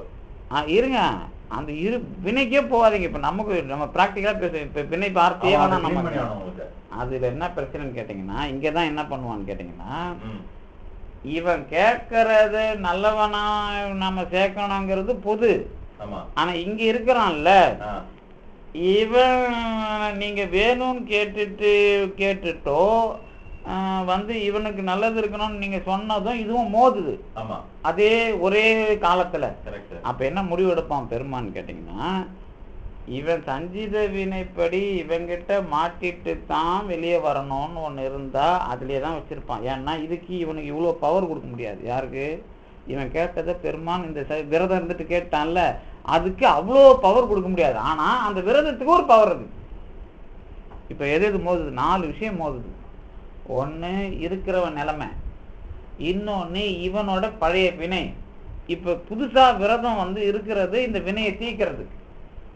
இந்த வினையை தீக்கிறதுக்கு ஒரு பவர் வந்துடும். ஏன்னா விரத காலத்துக்குன்னு ஒரு பவர் இருக்குல்ல, விரத காலத்துக்கு ஒரு பவர், அந்த விரதத்துல வச்ச நோக்கத்துக்கு ஒரு வேலை. இந்த பக்கம் வினைப்படி இவன், இந்த வினையில இவனோட நிலவரம், யாரு? இந்த கேட்ட ஆளோட நிலவரம். இப்ப நீங்க இந்த 4த்துக்கும் ஒரு மோதல் வரும். இந்த 4த்துல பெருமான் நீங்க நம்ம தகுதி மேல இருந்துடுச்சின்னு சொன்னா இவனை உடனடியாக காலி பண்றதுக்கு ரைட்டா ஒரு வேலையை பண்ணிடுவோம். நமக்கு பவர் இல்லைன்னு சொன்னா இவனை வச்சுன்னு தான் இருப்பான். இப்படிதான் விரதமும் இந்த இருவினை ஒப்பு இப்படிதான் வரும். சரிதானே? அந்த மாதிரி சாப்பாடு போட்டவனை என்ன பண்ணுவான்னு கேட்டீங்கன்னா, சாப்பாடு போட்டது அவனை வெளியே கொண்டு இந்த எப்பா நீ நல்லதை நோக்கி சாப்பாடு போடுறதுக்கு முதல்ல அவனை டெவலப் பண்ணுவான். அதுக்கப்புறம் என்ன பண்ணுவான்னு கேட்டீங்கன்னா, நீங்க வந்து யாருக்கு சாப்பாடு போட்டா சாப்பாடு போட்டதோட புண்ணியம் பயன்கிறது முழுமையா கிடைக்கும் அப்படின்னு ஒரு விஷயம் இருக்குது. இப்ப நீங்க அடியார் 1000 பேரை கூப்பிட்டு சாப்பாடு போட்டாலோ அல்லது அடியார் 1000 பேரை கோயில காமிச்ச வந்து வழிபாட்டுக்கு நீங்க செலுத்தினாலோ உங்களுக்கு வந்து திருஞான சம்பந்தர் முத்திக்கிட்டு போன மாதிரி இட்டு போனீங்கன்னு சொல்லிட முடியுமா? முடியாது. சரி, இந்த அடியார்ல வந்து நான் சொன்னேன்ல, அடியார்னு ஒருத்தவங்க வந்துட்டாரு, நான் அவருக்கு சாப்பாடு போட்டேன் அப்படின்னா, அடியார் நல்லவனா இல்லைன்னா என்ன பலன், அடியார் நல்லவரா இருந்தா என்ன பலன் அப்படின்னு நீங்க சொல்லணும். இப்போ இங்க அடியாரோட வேல்யூ தான் முக்கியம். இந்த அனுபவத்துல சொல்றேன், நீங்க உங்க பவர் ஜாஸ்தி ஆச்சுன்னா அவன் அரபர் அடியார் இருந்தாலும் அவன் முழுசு அடியார் ஆகிடுவார். இது ஒண்ணு சொல்றீங்க இல்ல, அதுதான் முடியாது வினை கொள்கையில படி. ஏன் அப்படின்னு கேட்டீங்கன்னா முடியும். ஏன்னா நீங்க தான் சொல்றீங்களா, ஸ்பார்க் ஒருத்தனுக்கு வந்து 6 நாள்ல முக்தி கொடுக்க முடியும்ன்றீங்களே. அதான் முக்தி கொடுக்க முடியும். இப்ப நான் நல்ல அடியாரா இருந்தா முடியுதுன்னு சொல்றேன்ல, அதுல என்ன ஒரே ஒரு சின்ன பிரச்சனை அப்படின்னு கேட்டீங்கன்னாக்கா, அடியாருடைய மூவ்மெண்ட் இருக்குல்ல, அது அதுல முக்கியம். இப்ப நான் சொல்லுவேன்ல, சொல்றேன் இதுல வந்து பக்குவமான, நான் எல்லா அடியாருக்கும் சொல்ல, இப்ப நல்ல சிறந்த அடியாருக்கு சின்ன குற்றங்கள், சில குற்றங்கள் அவங்களுக்கே தெரியாம இருக்கு. பெருமாள் என்ன பண்ணுவாருன்னா, இந்த மாதிரி ஈவெண்ட் போடுறத அவங்களை அதை கிளீன் பண்ணிடலாம். சரி, நல்ல அடியாருக்கு அது பொருந்தது. அடியார் நல்லா இல்லைன்னா உங்களை கழட்டி விட்டுருவான், இவனை கழட்டி விட்டுருவான். ரைட், கழட்டி விட்டுறான்ல. சரி, இது வரைக்கும் நிக்குது இல்ல, அதுக்கு பலன் எப்படி? இப்ப அடியாருக்கு உங்களுக்குள்ள ரிலேஷன்ஷிப் தான் இது, அதுக்கான பலன் எப்படி? இவனுக்கு வந்து அடுத்த வாட்டில இருந்து இவன் கேட்க மாட்டான், எனக்கு ஒரு 1000 அடியார் கொடுன்னு. ஃபர்ஸ்ட் அதான் அனுபவம். நீ யாரு சேர்த்து விடுறியோ நான் ஒத்துக்கிறேன் நிக்கிறாங்கல்ல. சரி, இது அடியார் ரிலேஷன்ஷிப்புக்கு. சரி, இதுல கான்செப்ட் என்ன அப்படின்னு கேட்டீங்கன்னாக்கா, இப்ப இந்த 1,00,000 பேருக்கு சாப்பாடு போட்டாதான் வந்து இவனுக்கு யார் கிடைப்பாங்கன்னா, அந்த அடியார்கள்லயே கொஞ்சம் சுத்தமான அடியார் கிடைப்பாங்க. அப்போ ஒரு எந்த அடியார் கிடைப்பாங்க? அடுத்து 1,00,000 பேர்ல எங்கேயாவது ஒரு ஆள் உட்கார்ந்துருப்பாரு. அப்படி இல்ல, எனக்கு அந்த புரிஞ்சுட்டு அடுத்த வாட்டி பிறவியில சாப்பாடு சமாச்சாரமே இருக்காது. இல்ல அது புகழ் சமாச்சாரத்துல அது முடிச்சிடறேன். நான் அந்த சாப்பாட்டு விஷயத்திலே முடிச்சிடறேன். ஏன்னா மண்ணில் பிறந்தார் பெரும் பயன்றதுனால நான் அதுக்கு சொல்றேன், நான் வேற ஒண்ணுத்துக்காக இல்லை. அதுக்கப்புறம் என்ன பண்ணுவான்னா, அந்த 1,00,000 பேர்ல இந்த 10 பேராவது ஒரு நல்ல அடியாருக்கு இருக்கிற மாதிரி ஆளுங்க வருவாங்க சாப்பிட்றதுக்கு. இந்த 10,00,000 பேரை தாண்டி இந்த 10 பேர், அந்த 10,00,000 பேருக்கு போட்டா கூட நல்ல அடியாரை காமிச்சிடறாருல, அந்த வேலை அதுதான் அதுக்கான வினை, அதாவது முடிவு, கன்க்ளூஷன் வர்றது. அடுத்தது என்ன பண்ணுவாருன்னு கேட்டீங்கன்னா, 3 அதாவது இரவு பகல் வேறுபாடு இல்லாம எல்லா காலங்களிலும் இறைவனையே சிந்திக்கிற ஒரு அடியவருக்கு சாப்பாடு போடுற பாக்கியத்தை கொடுப்பான். அங்க வரும்போது அந்த வினை முடிவடையும். இதுதான் காசி யாத்திரையில பாம்பன் சாமி சொன்னோம். போன வருஷம் இதே நாள்ல அதை பேசணும் நான். நீ கரெக்டாக அதை கேள்வி கேட்டீங்க. போன வருஷம் குருபதி அதான் பேசினேன் காசி யாத்திரையில். எனக்கு தெரிஞ்ச ஒருத்தர் வருஷத்துக்கு ஒரு 10 லட்ச ரூபா வேஸ்ட் பண்றாரு. அந்த ஹோப்ல ஒருத்தர் இந்த மாதிரி சாப்பிட்டோம்னா அவர் போறோம். ஒருத்தர் அப்ப சாப்பிட வைக்க மாட்டான், இவருக்கு பக்குவத்தை கொடுத்துறான்ல. இந்த 10,000 பேர் சாப்பிட வச்சு இவர் வினையில கிளியர். அதுதாங்க இந்த வினை கொள்கையில டைரக்டா வினை கொள்கையில ஓரளவு தான் நம்ம டைரக்டா பதில் சொல்லுவோம். ஆனா அதுக்குள்ள டிஜிட்டலைஸ் டிஜிட்டலைஸ் இருக்கு. இந்த 10 லட்சம் பேருக்கு சாப்பாடு போடும்போது இந்த நல்லவன் கேட்டவனை புரிய வைக்கிறது, இதுக்குள்ள ஞானம் கொடுக்கறதும் நடந்துகிட்டே இருக்கும். அப்பதான் வினை அந்த முடிச்சு வந்துகிட்டே இருக்கும். இது அவரு புரியல. ஏன்னா 30 வருஷமா அவர் போட்டு இருக்காரு. கேட்டா ஒருத்தர் சாப்பிட்டா போறோம், ஒருத்தர் சாப்பிட்டா போறோம். அதுக்கு ஏன் வரமாட்டாருன்னு கேட்டீங்கன்னா, இவரு முடிச்சு உங்க இருக்குது இல்ல, இங்க நிறைய அந்த நூல் கண்டு இருக்குது இல்ல, இந்த நூல் கண்டு அவுத்துன்னு வரணும், இந்த பக்கம் டெவலப் பண்ணிட்டு இந்த 2 வேலை தான் வினையில. அதான் இருவினைங்கிறது. இருவினைனா புண்ணிய பாவம்ன்றது இல்ல, அது இந்த பக்கம் ஆக்டிவேட் ஆகிட்டே இருக்கும்போது அதுல கொஞ்சம் நல்லவன். எதுல 10 பேர் சும்மா இப்போ நீங்க திருவண்ணாமலைக்கு போனா 10 நல்ல அடியார் கிடைக்கிறாரு சாப்பாடு நம்ம போடுவோம். அன்னைக்கு நாள் நல்லா இருக்கணும். அதுக்கு மேல 10 பேரும் நல்ல சாமியாரா இருக்கணும். எத்தனை சாமியார் திடீர்னு பட்டை போட்டு உட்காந்துருப்பான், ஆனா யாரையுமே கேட்காத ஒருத்தன் இருப்பான். ஆனா இப்போ ஒரு யூனிட்ல நீங்க மெஷர் பண்ணிடலாம் அந்த சாமியார. 99% சாமியாருக்கு ஓட்டர் ஐடி அங்க. அப்புறம் என்ன பண்ணுங்க, ஓட்டர் ஐடி இல்லைன்னா அவங்களை அரெஸ்ட் பண்ணிடலாம். ஓஹோ. சோ யாராவது அரெஸ்ட் பண்ணணும்னா ஓட்டர் ஐடி இல்லைன்னா அரெஸ்ட் பண்ணணும்னு சொன்னதுனால அத்தனை சாமியாரும் அந்த ஓட்டர் ஐடி வாங்கிட்டு, நீங்க ஓட்டர் ஐடி வாங்காத சாமியார் இருக்கானே அவன் தான் தெரிஞ்சு கொஞ்சம் உண்மையான சாமியாரா இருப்பான் நினைக்கிறேன். உங்களுக்கு தெரிஞ்சில்ல, அதான் உண்மை. இங்க இருக்காருல்ல நம்ம மோத்தி பாப்பா சமாதி இருக்குல்ல, எட்மோர் கார்னர் போயிருக்கீங்களா? மோத்தி பாப்பா சமாதி முஸ்லீம் அவரு. இந்த புதுப்பேட்டை தாண்டி அந்த பாண்டியன் ரோடு இப்படி திரும்பல எட்மோருக்கு. அங்க போனீங்கன்னா எல்லா நாள்லயும் வத்தியத்தணும். இந்துக்கள் தான் அதிகம் கும்பிடுவாங்க, முஸ்லீம் இருப்பாங்க. அவர் பேர் மோத்தி பாப்பா. பிரிட்டிஷ்காரங்க காலத்துல இந்த கூவம் ஓரத்துல இருந்தார். அப்ப நம்ம கூவம்லாம் நல்லா சுத்தம் பண்ணி அது கோச்சில போட்டு ராஜா போகும்போது இந்த மன்னர் அவன் என்ன பண்ணானா, பிரிட்டிஷ் ராஜா என்ன இருந்தாலும் நம்ம வர்ற இடத்துல எங்க இருக்கிறான் அவனை ஜெயில போட்டாங்களாம். அடுத்த நாள் பார்த்தா அங்கதாங்கிறாராம். என்ன இருந்தாலும் உள்ள இருக்கிறானா இங்கே இருக்கிறானான்னு பார்த்தா அந்த ஜெயில எப்படி வராது, உள்ள போட்டா இங்க வந்துடுறாராம்.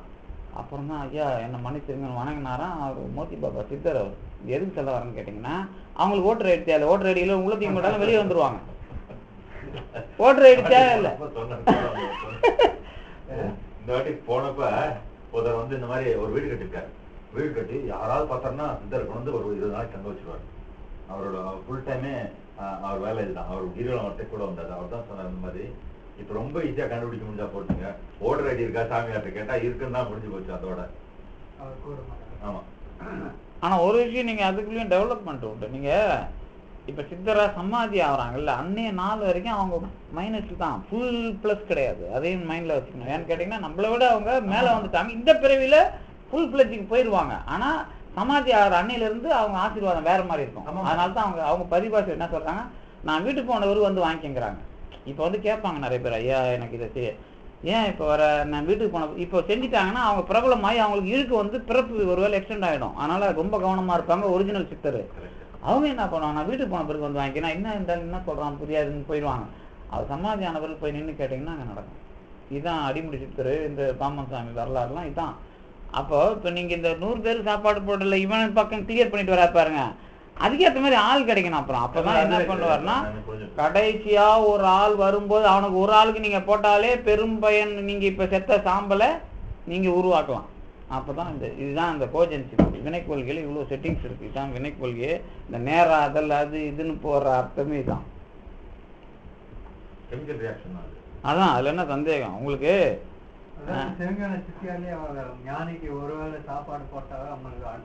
ஆமா, ஞானிக்கு நீங்க எப்படி சாப்பாடு போடுவீங்க? இப்ப எனக்கு போட்டா நான் ஞானியா, உங்களுக்கு போட்டா நீங்க ஞானியான்னு எப்படி தெரியும் உங்களுக்கு?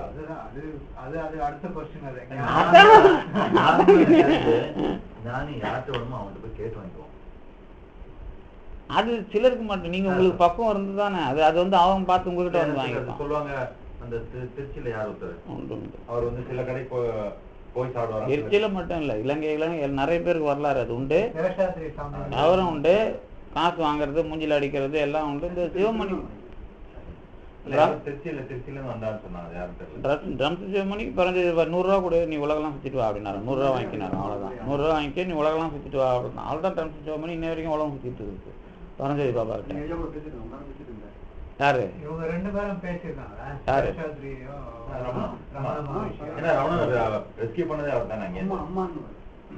ரமணர் வளர்றதுக்கு காரணம் சேஷாத்திரி சாமி. அடுத்து அதான் பேக்குறோம்.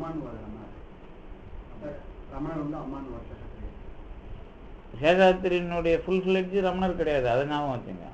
அதுக்கு சமாதிக்கு பிறகுதான் ஃபுல் ஃபிளெட்ஜ் வரும். ரமணர் இருக்கிற வரைக்கும் சேஷாத்திரி உருவமா இருந்து ஃபுல் ஃபிளெட்ஜ் பண்ணாருல்ல, அது சுத்தமா கிடையாது. அவர் அடையறதுக்கு போறாரு. இப்போ சேஷாத்திரிங்கிறது முழுசா அடைஞ்சிட்டு உட்காந்துங்கிறாரு. ரமணர் சமாதிக்கு பிறகுதான் அந்த அந்த முழு நிலையை அடைவார். அதான் இல்ல, அதுக்குள்ள முன்னாடியே அவர் சேஷாத்திரிலாம் இருக்கும்போதே அவர் முழுமையா. ஆமா ஆமா, முன்னாடி அதுக்கு ஈக்குவலா ஒரு அம்மா சமாதியா இருக்கிறாங்க. அதான் இருக்கிற முக்கியம். யார சித்தர்கள் எல்லாரும் பைத்தியார் தான் சொல்லுவாங்க. நீங்க திருவான்மையில சித்தர் இருக்கிறாங்க, நீங்க பாத்துருக்கீங்களா? நான் பாத்துருக்கேன். நீங்க அதான் அதுல ஐடென்டிபிகேஷன். அது என்ன ஒரு விஷயம் கேட்டீங்கன்னா, நாம போய் அங்க இது பண்ண முடியாது. நம்ம கண் இப்படி இருக்கிறாங்கன்றதே நமக்கு ரொம்ப நாள் கழிச்சு தான் கண்ணில் காட்டுவாங்க. அது ஒரு விஷயம் இருக்குது. நீங்க வந்து உருவம் நம்மள மாதிரி தான் இருக்கும். ஆனா பெரும்பாலான சித்தர்கள் இதுதான் எல்லாரை விட நீங்க ரமணர் வரலாறு இவங்கெல்லாம் வரலாறு இப்ப கிடைச்சது இல்லை. ஆனா பாரதி இது ரொம்ப தெளிவாக எழுதுகிறான். அதுதான் எனக்கு ரொம்ப இந்த பைத்தியக்கார மாதிரி அழுக்கு மூட்டை கட்டிக்கிட்டு நீ என்னை ஏமாத்துறியா அப்படின்னு துரத்துவாரான் அந்த குலச்சாமியை. துரத்தின பிறகு அவன் சரி இந்த பையன் விட மாட்டான், எனக்கு தெரிஞ்சுக்கினான் நம்ம உண்மை பற்றின்னு சொல்லிட்டு சரி வா உனக்கு தொட்டு காட்டுறான். கையை பிடிச்சி அந்த அண்ட வெளிய அனுபவத்தை காமிச்சிருக்காரு.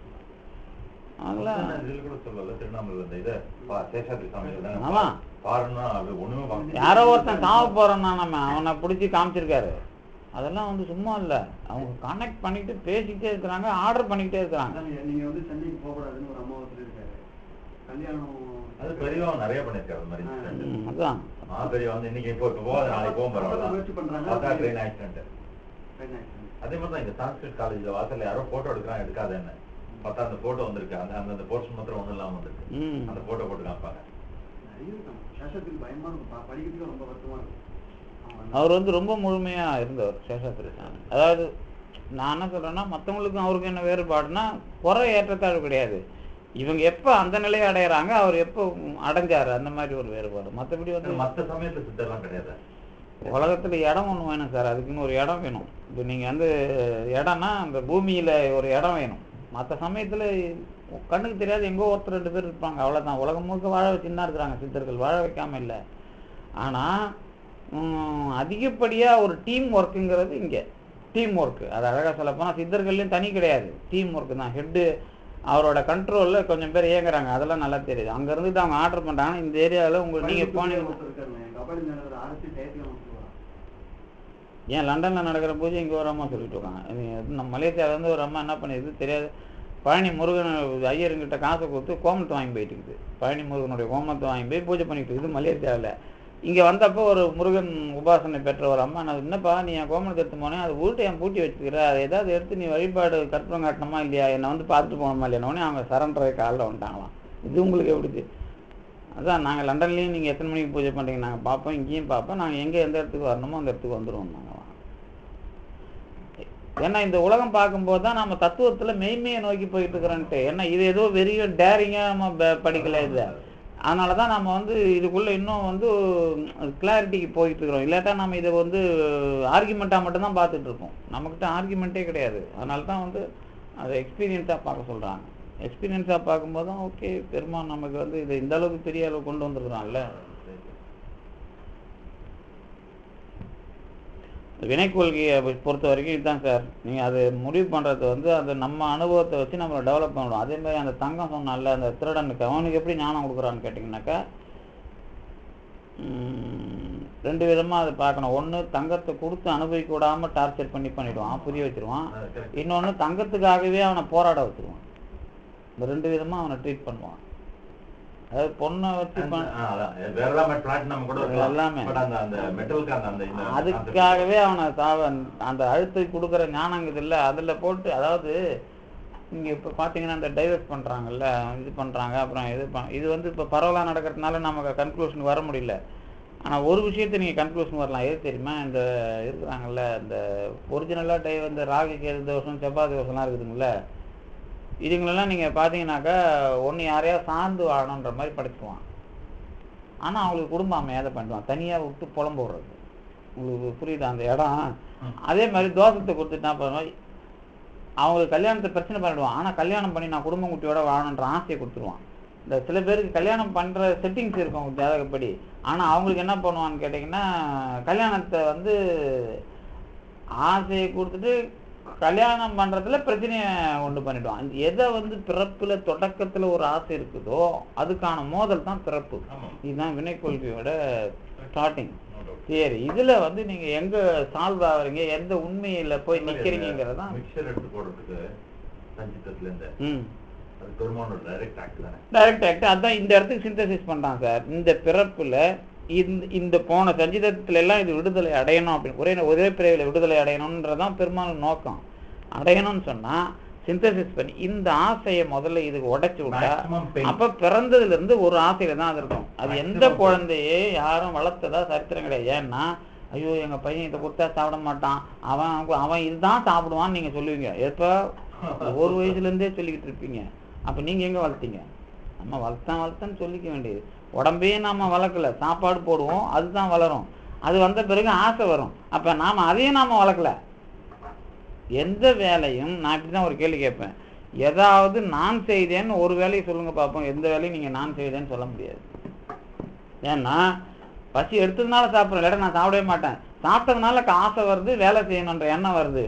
அப்ப அதுல போனா அதுக்கப்புறம் வயசாகி போகுது. எதையுமே நானா செய்யல, நான் செய்தேன் அப்படின்னு ஒரு வேலையை நீங்க எழுதி வாக்கியம் முடிக்க முடியாது. அப்ப நான் செய்தேன்னு செய்யாம செய்யறது தான் பேர் ஆணவம். ஆனால் தான் கடவுள் உன்னோட இயல்பிலடாது வேற ஒண்ணு சேர்ந்து இருக்குது அப்படின்னு. அதான் தியரி அதுலயும் வந்துடும், பிலாசபி அதுலயும் நமக்கு வந்துடும். ஆணவங்கிறது நம்ம இல்லை. அப்ப நாம நிமித்திக்கலாம், ஓ நான் ஆன்மா நல்லவன் தான், அதனாலதான் இது நான் எங்க செஞ்சேன் அப்படின்னு நீங்க காலரை நிமித்திட்டு போயிட்டே இருக்கலாம். அதனால பிறப்பை வந்து ரொம்ப ஈஸியாகவும் அது உண்மையாகவும் அதுக்குள்ள சிக்கல் வராம சைவ சித்தாந்தம் அதை வந்து முடிவு பண்ணியிருக்கு. அதனாலதான் அதுல இருந்து அனுபவத்தை மேல போறாங்க இவங்க எல்லாருமே வந்து. அது வந்து அதனாலதான் சித்தாந்தம் முடிந்த முடிவுன்னு நம்ம எழுதுறோம், வேற ஒன்றும் இல்லை. அது இந்த பேர்னால மட்டும் இல்லை, அதுக்குள்ள ஒரு வாழ்க்கையை அனுபவிக்கும் போது அதுல உண்மையை அனுபவிக்கிறோம், அவ்வளவுதான். இப்ப இந்த பாட்டு முடிஞ்சிச்சு நமக்கு. இந்த பாட்டை புரிஞ்சு நேரம் அர்த்தம் எழுதுறதை விட இப்ப இந்த இது புரிஞ்சிச்சுன்னா இந்த பாட்டு இப்ப படிக்கும்போது ஓஹோ இப்படித்தான் இந்த இருவினையும் எதிர்வினையும் முடிவினை உதவு பயனால் நேராக அதல் மேவும். எழுதும்போது இருவினை நல்வினை தீவினை தான் எழுதிட்டு இருப்போம். அப்புறம் நல்வினைனா என்னப்பா, அதுனா என்னப்பா, இதுனா என்னப்பா, எதைத்தான் தான் புரிஞ்சுக்கிறது அப்படின்னா, அப்பா நீ எதையும் நீ புரிஞ்சிக்க முடியாது. பெருமான் இதை வந்து இப்போ அதுதான் பிரகாசத்துக்குள்ள லகுதை வச்சிருக்கிறானே. அப்புறம் எப்போ நம்ம புரிஞ்சுக்கிறது? லகுதையை நம்ம புரிஞ்சிக்கவே முடியாது. லகுதை அதுக்கு தான் வந்து அதனாலதான் பெருமான் வந்து பொண்டாட்டிங்க மட்டும்தான் ஆம்பளையோட ஆளுமையை முடிவு பண்ணுவாங்க. அந்த லகுதை நீக்கிறது அவங்களுக்கு தான் தெரியும். பொண்டாட்டி ஆம்பளை நீக்க பார்ப்போம், ஆனா அதுங்க திருந்தாதுங்க, கேட்காதுங்க. அதனாலதான் அது இடைவெளி இருந்துகிட்டே இருக்கும். இல்ல நான் சொல்ல வந்தது அது இல்ல. ஆக்சுவலா ஒருத்தர் கல்யாணம் பண்ணா ஏன் பர்சனாலிட்டி மாறுதுன்னா அது ஒய்ஃப் சொல்றது. ஆனா இவங்க சொல்றது அவங்க கேட்க மாட்டாங்க. அதுதான் அவங்களுக்கு மடமைன்னு பேர் வச்சான். ஆனா இந்த ரெண்டு காம்பினேஷன்ல தான் பிறப்பை எக்ஸ்டெண்ட் பண்ணிட்டு இருக்கான். அதனாலதான் அவன் அவள்னு போட்டார் பிலாசபி. வேற எவனும் உலகத்துல பிலாசபி அவன் அவள்னு போடல.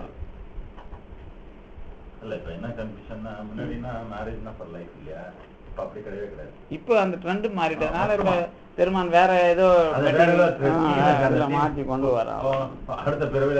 அதுக்கு மேல இப்ப இருக்கிற இந்த இதுவும் இந்த சயின்ஸ் கண்டுபிடிப்பு வந்து பிசிக்கலி அஃபெக்ட் பண்ணிருக்குது எல்லாருமே ரெண்டு விதமா. ஒண்ணு இந்த நோய் கிருமி ஒண்ணு, இன்னொன்னு வந்து நம்ம எலக்ட்ரானிக்ஸ் வந்து உங்களுக்கு இந்த ஜீன் எல்லாம் கொஞ்சம் கொஞ்சம் பாதிச்சிருக்குதுன்றாங்கல்ல. இந்த சாஃப்ட்வேர் இவங்கெல்லாம் பாத்தீங்கன்னா இப்ப புள்ளி வர எடுத்தாக்கா சாஃப்ட்வேர்ல வேலை செய்யற ஆம்பளை பொம்பளைங்கெல்லாம் மலட்டுத்தன்மை 70% வந்துருதுன்னு சொல்லிட்டு போட்டிருக்காங்க. அதுக்கு தான் படமே ஒண்ணு வந்துருக்குது.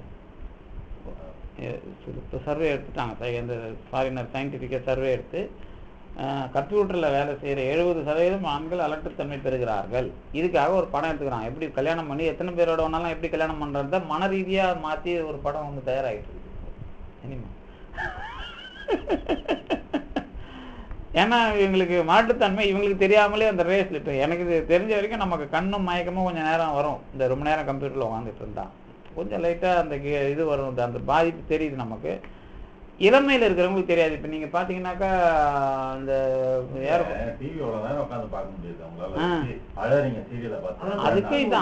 அதுக்கும் தான் அது நம்ம அப்படி சொல்ல மாட்டோம். ஏன்னா விளம்பரமும் வியாபாரமும் போயிடும் இல்ல, அதனால அதை சொல்ல மாட்டான். இது வந்து உங்களுக்கு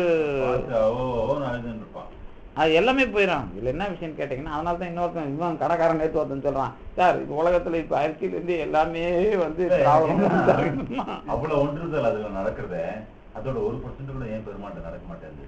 நடக்காது உங்களுக்கு. ஏன்னா பாக்குறதே கூட ஒரு நான் 30 செகண்ட் பார்த்தேன்னா இல்ல 1/2 செகண்ட் தான் ஆக்சுவலா உண்மையான ஒன்றுதல்.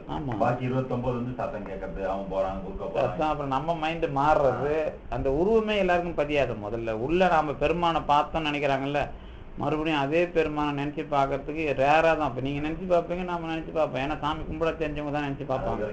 ஓ கபாலி பெருமான் இந்த ஷேப்ல இருக்கிறாரு, திருவான்மியூர் பெருமான் நீங்க கவசம் வச்சு பார்க்காம பார்க்கணும். நீங்க ஒரு தளத்துக்கு போயிட்டு அதனால 2 மணி நேரம் 3 மணி நேரம் உட்காரணும். நீங்க 10 நிமிஷத்துல வந்தீங்கன்னா இப்ப நீங்க வந்து பெருவேலூருக்கும் தலையாலங்கான டிஃபரன்ஷியேட் பண்ண சொன்னா பண்ணுவோம். அதான் மைண்டு, அதுதான் நீங்க பெருமானுக்குள்ள போறது, அதான் சிவம் வேலை செய்ய வைக்கிறது. நீங்க மத்ததுல அதுல எனர்ஜி ஃபோக்கஸ் பண்ணாதான் பாக்கியில போகாதுன்னா பாக்கியில போகாது. ஆமா, அது எல்லாருக்கும் வராது. இப்ப பெண்ணாகடத்து பெருமான் ஞாபகத்துக்கு வராருன்னா இப்ப கவசம் இல்லாத முதல்ல பார்க்கணும். கவசத்தோடையும் இப்ப வந்து நீங்க பார்க்கும்போது அந்த அலங்காரமும் ஞாபகம் வரணும். இந்த மக்கள் டிஃபெக்ட்டுக்கு தான் கோயில் லிங்கத்தை பெருசு பண்ணி கட்டினானுங்க பின்னாடி ராஜராஜ சோழன். ஏன்னா இதுங்க வந்து மைண்ட்ல ஏத்தாது, நம்ம ஏத்த வைக்கணும்னு கட்டினான். அந்த மாதிரி அது என்ன வந்து சமூக நடவடிக்கைக்கு ஏற்ற மாதிரி சிலதை மாத்தணும், அதுக்காக விட்டுற மாட்டான் கடவுள். Concept point of no return உள்ள போனா அதெல்லாம் பார்த்தா ரொம்ப நல்ல கான்செப்ட். அது மட்டும் இல்லை, அதுதான் நீங்க வெளியில தூண்ல இதை கடந்து உள்ள வாங்கன்னு சிற்பம் வச்சு அதுக்குள்ள வரலாறு வச்சு எல்லாம் பண்றோம். திருநெல்வேலியில நீங்க திருநெல்வேலி போனீங்கன்னா மேலே பார்த்துருக்கீங்களா, அந்த மரத்தால செஞ்சிருக்குது கஜுராஹோவுக்கு இணையா இருக்குங்க.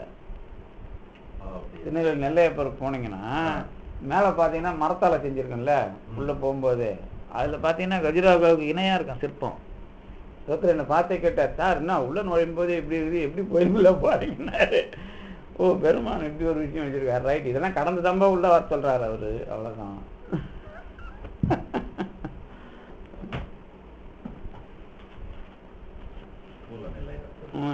ஸ்கூலமா நாடிய சத்தினி பாதம் தானே, அதுக்கு ஸ்கூல நிலைன்னு போட்டு வச்சுக்கிறாங்களா? நாடிய சத்தினி பாதம் 4 பாதம் நன்னும் வகை எண்ணறிய ஞான பாதம் கூடும் அவர் தமக்கு உணர்வாய் நின்ற ஞானக்கூத்தன் ஒரு மூர்த்தி கொடு குறுகி மோக நீடிய கேவல சகலம் நிகழாவாறு நிறுத்தி மலம் மறுக்கும் அது நிலையார் சுத்தம் கேடில் புகழ் தரும் சரியை கிரியாயோக கேண்மையரையில் இவை உணர்த்த கிழக்கும் நூலே. இதுல வந்து ஒரு விஷயம் வந்து சொட்டு வைக்கிறார். என்ன சொட்டு வைக்கிறாருன்னா, ஞானபாதம் தான் அல்டிமேட்டு, அது பரவாயில்ல மற்றதும் உங்களுக்கு ஒத்துக்கலாம் அப்படிங்கிற மாதிரி நினைக்கிறீங்கன்னா சரியை கிரியை யோகத்தினுடைய உறவு உங்களுக்கு இருக்கும் அப்படிங்கிறாரு. ஞானபாதத்துக்கு போகாமலே இதுலேயே இருக்கிறவங்களை பற்றி ஒரு கிண்டல் அடிக்கிறது. அது லைட்டாக கிண்டல். அது நிலையார் அப்படின்னாக்கா அது நிலையில் அந்த நிலைக்கு போகாதவங்க என்னாக்கா சுத்தம். என்ன சுத்தம்னா கேடு இல்லாத புகழ் தரும். நீங்கள் சொன்னீங்கல்ல புகழ் இங்கே போய் இதோட முட்டிக்கும், எதை சரியை கிரியை யோகத்தில் அந்த புகழ் முட்டிக்கும், அதை தாண்டி புகழ் போகாது. ஞானபாதத்துக்கெல்லாம் புகழ் போகாது. இது வரைக்கும் இதில் நீங்கள் பேசிக்க வேணும், பிரச்சனை இல்லை. அதனால தான் வரலாறுல வந்து புகழ் கொடுக்கணும்னு தான் நம்ம திருஞான திருநாவுக்கரசருக்கு ஞானபாதம் இந்த சரியை கிரிய யோக ஞானம் அது புகழ் கொடுக்கக்கூடாது. அவங்களெலாம் நம்ம ஞானபாதத்தில் தான் எல்லாரையும் பண்ணக்கூடாது அப்படிங்கிறது தான் இவர் கிண்டல் அடிக்கிறார். இவர் இன்னும் அழகாக என்ன சொல்கிறாருன்னு கேட்டிங்கன்னா, 4 பாதம் இருக்குது. நன்னும் வகை எண்ணறிய ஞானபாதம்.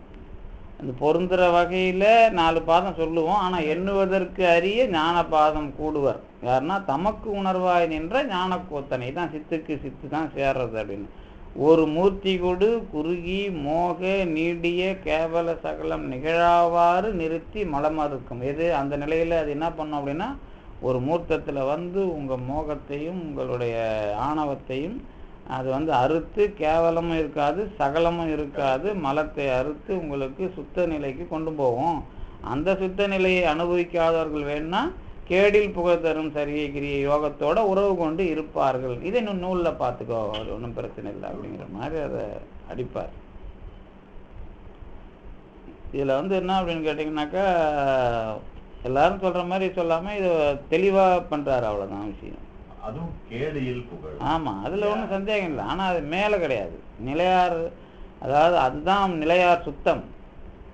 ஆனால் நீங்கள் வந்து இதில் போகலாம். இது வந்து இது வந்து உறவு. சரியை கிரியை யோக கேண்மையரேல் இவை உணர்த்து கிழக்கும். கேண்மைனா உறவு. இந்த உறவு நிலை இது அது என்னன்னு கேட்டிங்கனாக்கா, அதுதான் என்ன சொல்லுவோம், உபாய மார்க்கம் உண்மை மார்க்கம்னு சொல்லுவாங்க. உபாயம்னா என்னன்னு கேட்டிங்கனாக்கா, இது கூட பெரிய ஆராய்ச்சி. எப்படின்னு கேட்டிங்கன்னா, இது நாளைக்கு அதை கொஞ்சம் பார்க்கலாம் நீங்கள், அது ஒன்றும் பிரச்சனை இல்லை. இந்த அன்பு நம்மளும் அந்த இலங்கையில் கட்டுரை எழுதும்போது அன்பே சிவமாயின்னு எழுதுன்னு வச்சுங்களேன். இப்போ உலகத்தை அனுபவிக்கிறது அன்பு அனுபவிக்கிறோமோ நீங்கள் வந்து ஒன்றும் தேவையில்லப்பா அன்பாக இருந்துட்டிங்கன்னா கடவுளை அணைச்சிடலான்னு சொல்கிறாங்கல்ல. சரி, யாரையாவது கூட்டின்னு வந்து அன்புனா இதுன்னு சொல்லுங்கள், நான் ஒத்துக்கிறேன். நான் அன்புனா இதுன்னு இப்போ நம்ம சொல்லணும். நாளைக்கு கூட நீங்கள் சொல்லலாம் அன்புனா என்ன அப்படின்னு சொல்லணும். அப்படி சொன்னீங்கன்னா ஞானபாதத்துக்கும் சரியா கிரியா யோகத்தில் சத்தினிபாதம் அடையிறதுக்கும் வித்தியாசம் சொல்லுவேன் நான்.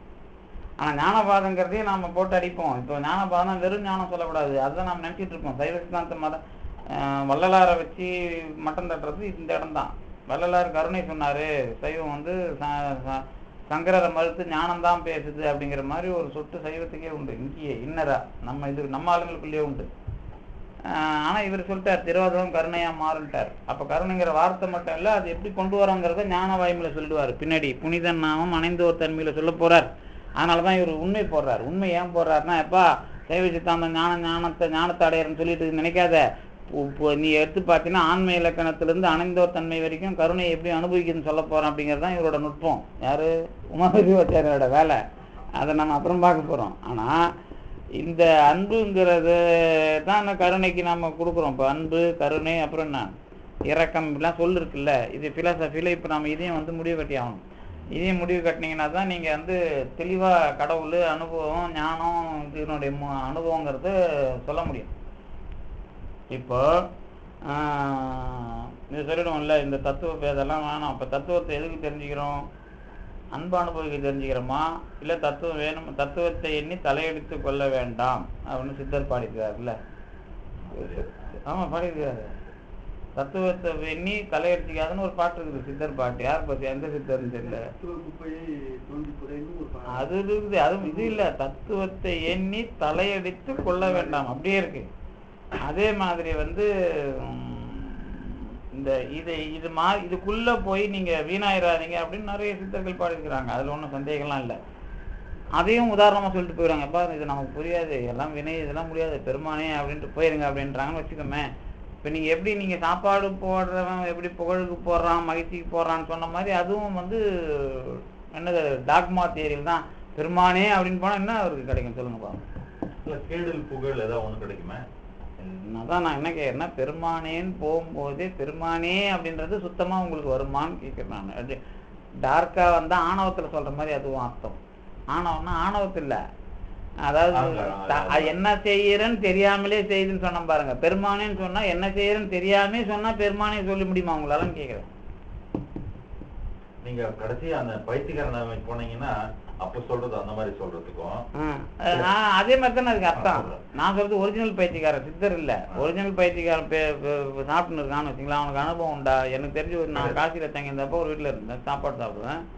அந்த பையன் வந்து ரெண்டே விஷயம் தான், அவனுக்கு நல்லா சாப்பிடுவான், 3 வேளையும் சாப்பிடுவான், கறி மீன் அதிகமா சாப்பிடுவான். ஆனா உடம்ப தொட்டிங்கன்னா பொல்லன்னு இருக்கும். சாப்பிட்டா அந்த ஒரு சத்தம் அதுக்குள்ள இருக்கிற மாதிரி தெரியாது. இது மட்டும் அவனுக்கு செக்ஸ் உணர்வு மட்டும்தான் இருக்கும். மைண்ட் ரீதியாக எந்த வேலையும் செய்ய மாட்டான், வெயிட் தூக்க மாட்டான், பய உணர்வு இருக்கும். இந்த விஷயம் முடிஞ்சு போய் அவன்லாம் பேசுறதுக்கு என்ன மீனிங் இருக்கிற மாதிரி தெரியும், ஆனால் மீனிங் இருக்காது. அந்த மாதிரி நீங்கள் பெருமானேன்னு சொன்னால் நடக்குமா? அப்போ பெருமான் மேலே அன்பு வைக்கணும்னு வருது இல்லை. அப்புறம் அன்பை எப்படி வைக்கிறது? இதுக்கு நடுவில் தான் இந்த விஷயம் சகலாம் எல்லாம் வரும். இப்போ உங்களுக்கு அவரை சரியா யாரோ பார்த்துக்கலாம்னு வச்சுக்கோங்க, உங்களுக்கு வருத்தம் வருது, அதுக்கு பேர் என்ன? அந்த வருத்தத்துக்கு பேர் இப்போ சரியா உங்களை யாரும் பார்த்துக்கல அந்த மாதிரி பார்க்குறீங்களா, அவரை யாரும் பார்க்கலங்கிறதுக்கு எப்படி முடிவுக்கு வந்தீங்க அப்படின்னு ஒரு கேள்வி வரும். அவர் யாராவது பார்க்கணுமா? அது எதுக்கு தேவையா? இப்போ நீங்கள் அன்புக்கு இப்போ உலகத்தில் இருக்கிற உதாரணத்தை எதில் சொன்னாலும் அன்பு இல்லைன்னு சொல்லிடுவோம். இப்போ நான் அன்பு உங்களுக்கு தெரியாதுன்னு சொல்லிடுவோம். நான் கண்ணில் தண்ணி வந்ததுன்னா கண்ணில் தண்ணி வந்துன்னா அது ஒரு துக்கம், நான் அனுபவிக்கல அப்படிங்கிற துக்கம். இல்லை வந்து நான் என்னோட பூஜை பண்ணல உங்களுக்கு வருத்தப்படுறீங்க, அதான் என்ன மாதிரி பூஜை பண்ணலன்னு எந்த நீங்க பெருமானே அங்க வந்து கவலைய அவனுக்கு வந்து பூஜை பண்ணலங்கிறது ஒரு மேட்டரே கிடையாது அப்படின்னு ஞானம் வந்துட்டு அப்புறம் எப்படி உங்களுக்கு அந்த கல்லை பார்த்து தண்ணி வரும்?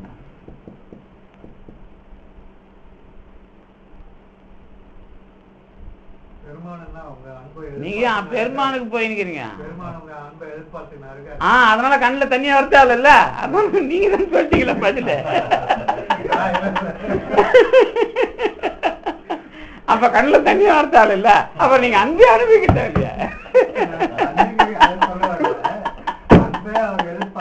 அப்படி இல்லைங்க, நீங்க அங்க போறீங்க. பெருமான் இருக்கிறாரா இல்லையா அங்க மறந்துருங்க. பொண்டாட்டி புள்ள குடும்பத்து மேல அன்பே வைக்கலையா? நீங்க அன்பு அங்கன்னு தானே சார் ஆரம்பிக்கணும். நீங்க அதெல்லாம் மறந்துட்டு அவன் பாக்கிறான்னு கேட்ட மாதிரி நமக்கு இல்லைனாலும் பரவாயில்ல, அவனுக்கு இருக்கட்டும். யாருக்கு இருக்கட்டும்? எப்ப நினைச்சீங்க? எதுக்கு அது நினைச்சீங்க? அது சொல்லுங்க பாப்போம். இருங்க, அதான் கேட்டு இப்போ ஒரு இது சாப்பாடுனா வச்சுங்க, நமக்கு இல்லைனாலும் சாப்பிட்டோம். அதான் அது ஒண்ணு ஒண்ணா கண்ணுக்குட்டி மாடு சொல்லுவோம். கரெக்டான தெரியல. அதெல்லாம் வந்து உணர்வு. நான் எப்படி சூரியனை பார்த்து நெறிஞ்சு முள்ளு போகுதோ அது அன்புன்னு சொல்லிட முடியுமா? அன்புக்கு உதாரணம் காட்டலாம். சூரிய ஒளியை பார்த்து குறிஞ்சி நெருஞ்சி பூவானது தொலைஞ்சு போயிட்டுனா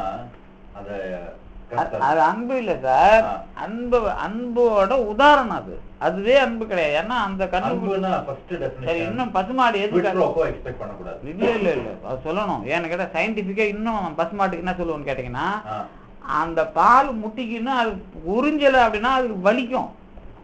நீங்க அது அன்புன்னு சொல்றீங்க. நீங்க கத்துறத எந்த பசுமாடு கத்துதுன்னு கேட்டா, பால் முட்டிக்கிட்டு இருக்குல்ல அதுதான் கத்தும். சயின்டிபிக்கா தான் அதுக்கு விரகம். அது வலிக்குமா கடுப்பு? நீங்க பொம்பளைங்களுக்கு பால் குழந்தை குடிக்கலாம் வலிக்கும்பாங்க.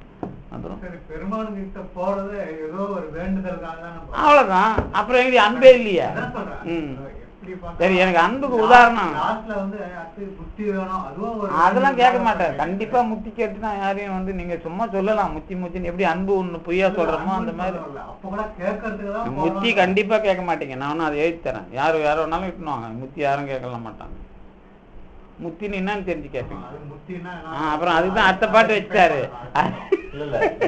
முக்தி மாதிரி நீ வாழ்ந்தன்னா அப்புறம் உடம்பு கேட்டதுதான் முக்தி. கேட்டாலே முத்தி கிடையாது முதல்ல. அப்புறம் அதுதான் நான் இப்படி சொல்றேன். முத்தி யாராவது கேட்டானே இட்டுனாங்கன்னா ஏன் அர்த்தம்னா முத்தி கேட்டாலே முத்தி கிடையாது.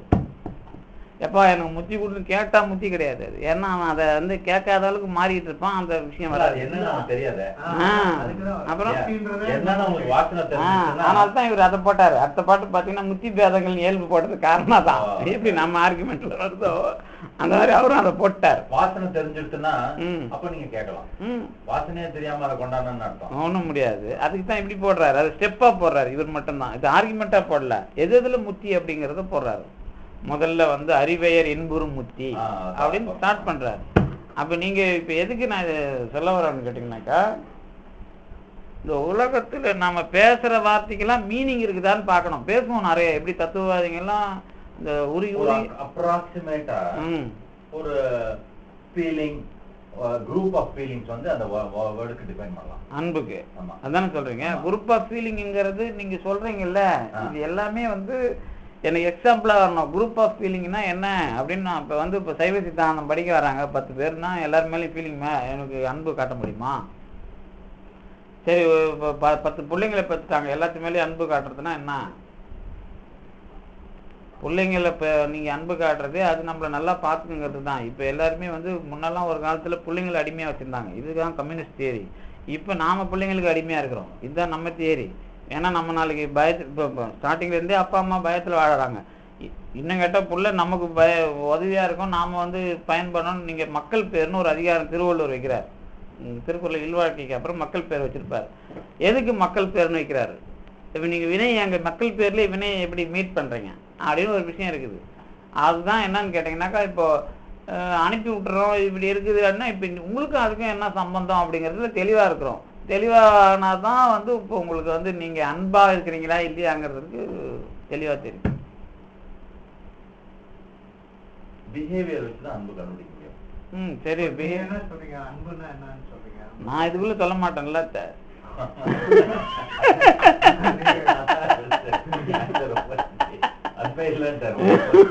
அன்புங்கிறது இல்ல அப்படிங்கிறது அது திருமூலர் பேசினது.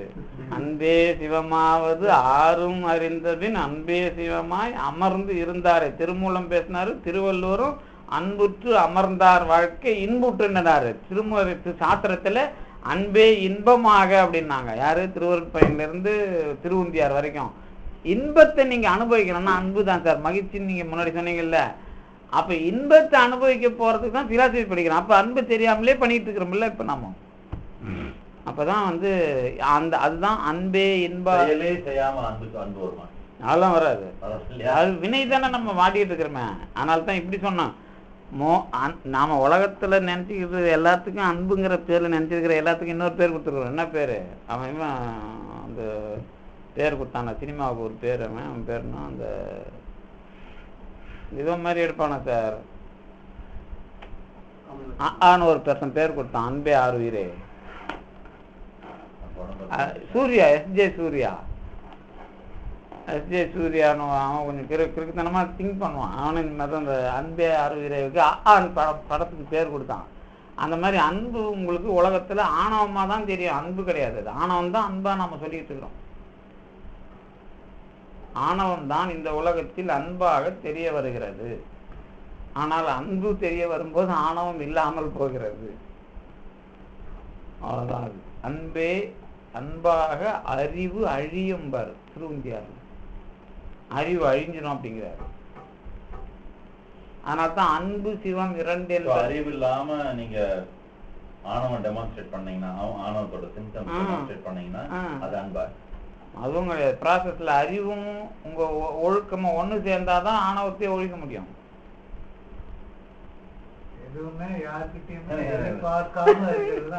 அது இப்ப உதாரணம் சொல்லணும். இந்த மாதிரி நான் நீங்க பேசுற மாதிரி எல்லாம் பேசக்கூடாது. உதாரணம் தான் எனக்கு வேணும். நான் சொல்றது வந்து இது கொட்டேஷன். நீங்க சொல்றதுலாம் எனக்கு வந்து நீங்க கொட்டேஷன் கொடுத்தீங்கன்னு வச்சுங்க. புத்தருக்கு கொட்டேஷன் கொடுப்பாங்க. என்ன சொல்லுவாங்கன்னா புத்த ஜாதக கதையில இருந்து கொடுப்பாங்க. ஒரு ஜாதக கதையை நம்புற மாதிரி இருக்காது. இதுல ஒரு கதை சொல்லுவாரு. நான் இந்த செருப்பால் வச்சேன், செருப்பு பேசிச்சு, அப்புறம் நாய் பேசின்னு நம்ம சொல்லுவோம். ஐயோ பையன் நாய் பேசி செருப்பு பேசிட்டு. அதான் நம்ம கதையை புரிய வைக்கிறதுக்கு தான் அது. அது நடந்த நிகழ்ச்சியா சொல்லணும் எனக்கு. நீங்க நான் சொல்றது கதையை புரிய வைக்கிறதுக்கு இந்த சைடு எஃபெக்ட் ராமகிருஷ்ணர் கொடுக்குறாரு, புத்தர் கொடுக்குறாருலாம் நான் ஒத்துக்க மாட்டேன். எதுக்கு பெரிய புராணம் வருது? பெரிய புராணம் வந்தது ஒரிஜினல். இது கதை கிடையாது. புரியுதா நான் சொல்றது? புத்த ஜாதக கதை ராமகிருஷ்ணன் சொல்லுவார். ஒரு வந்து நல்ல பாம்பு இருந்தது, அது பார்த்தாலே தவளை செத்துரும். தண்ணி பாம்பு தவளையை முழுங்கிச்சு, ஆனா உள்ளவும் போக முடியல, தவளையும் வெளியே வர முடியல. இந்த மாதிரி குருநாதர் இருக்கிறாங்க, சிஷினை கரை ஏற்ற முடியாது. இது உதாரணம் சொல்றாரு. இது உதாரணம் தான். ஆனா தண்ணி பாம்பு தவக்கலையை வாயில வச்சுன்னு கத்துச்சுங்கிறத வந்து என்னோட எக்ஸ்பீரியன்ஸை எப்படி மாத்துவீங்க நீங்க? பெரிய புராணம் எல்லாமே உண்மை. அதுல என்ன சந்தேகம்? கற்பனையாவும் இருக்கலாம். அதெல்லாம் கற்பனை எல்லாம் கிடையாது. இன்னும் எனக்கு ஒரு ஸ்டேட்மெண்ட் தட் இஸ் திங்கிங் அன்பு இஸ் நதிங் பட் ஆணவம் டெமான்ஸ்ட்ரேட்டட் வித்அவுட் அறிவு. கரெக்ட்? ஆமா. ஏங்க அன்பமே இன்பமாக ஆர்வார் தானே சேக்கிரார் பெரிய புராணத்துக்கு முழுக்க வருது. அன்பு is equal to demonstration of ஆணவம் வித்அவுட் அறிவு அப்படின்னு போடலாமா? போட முடியாது. ஏன்னு கேட்டீங்கன்னா ஆணவம் வேற, அன்பு வேற, அறிவு வேற. மூணு வேற வேற தான். டெமான்ஸ்ட்ரேஷன் வருது இல்லை ஆணவத்துக்கு.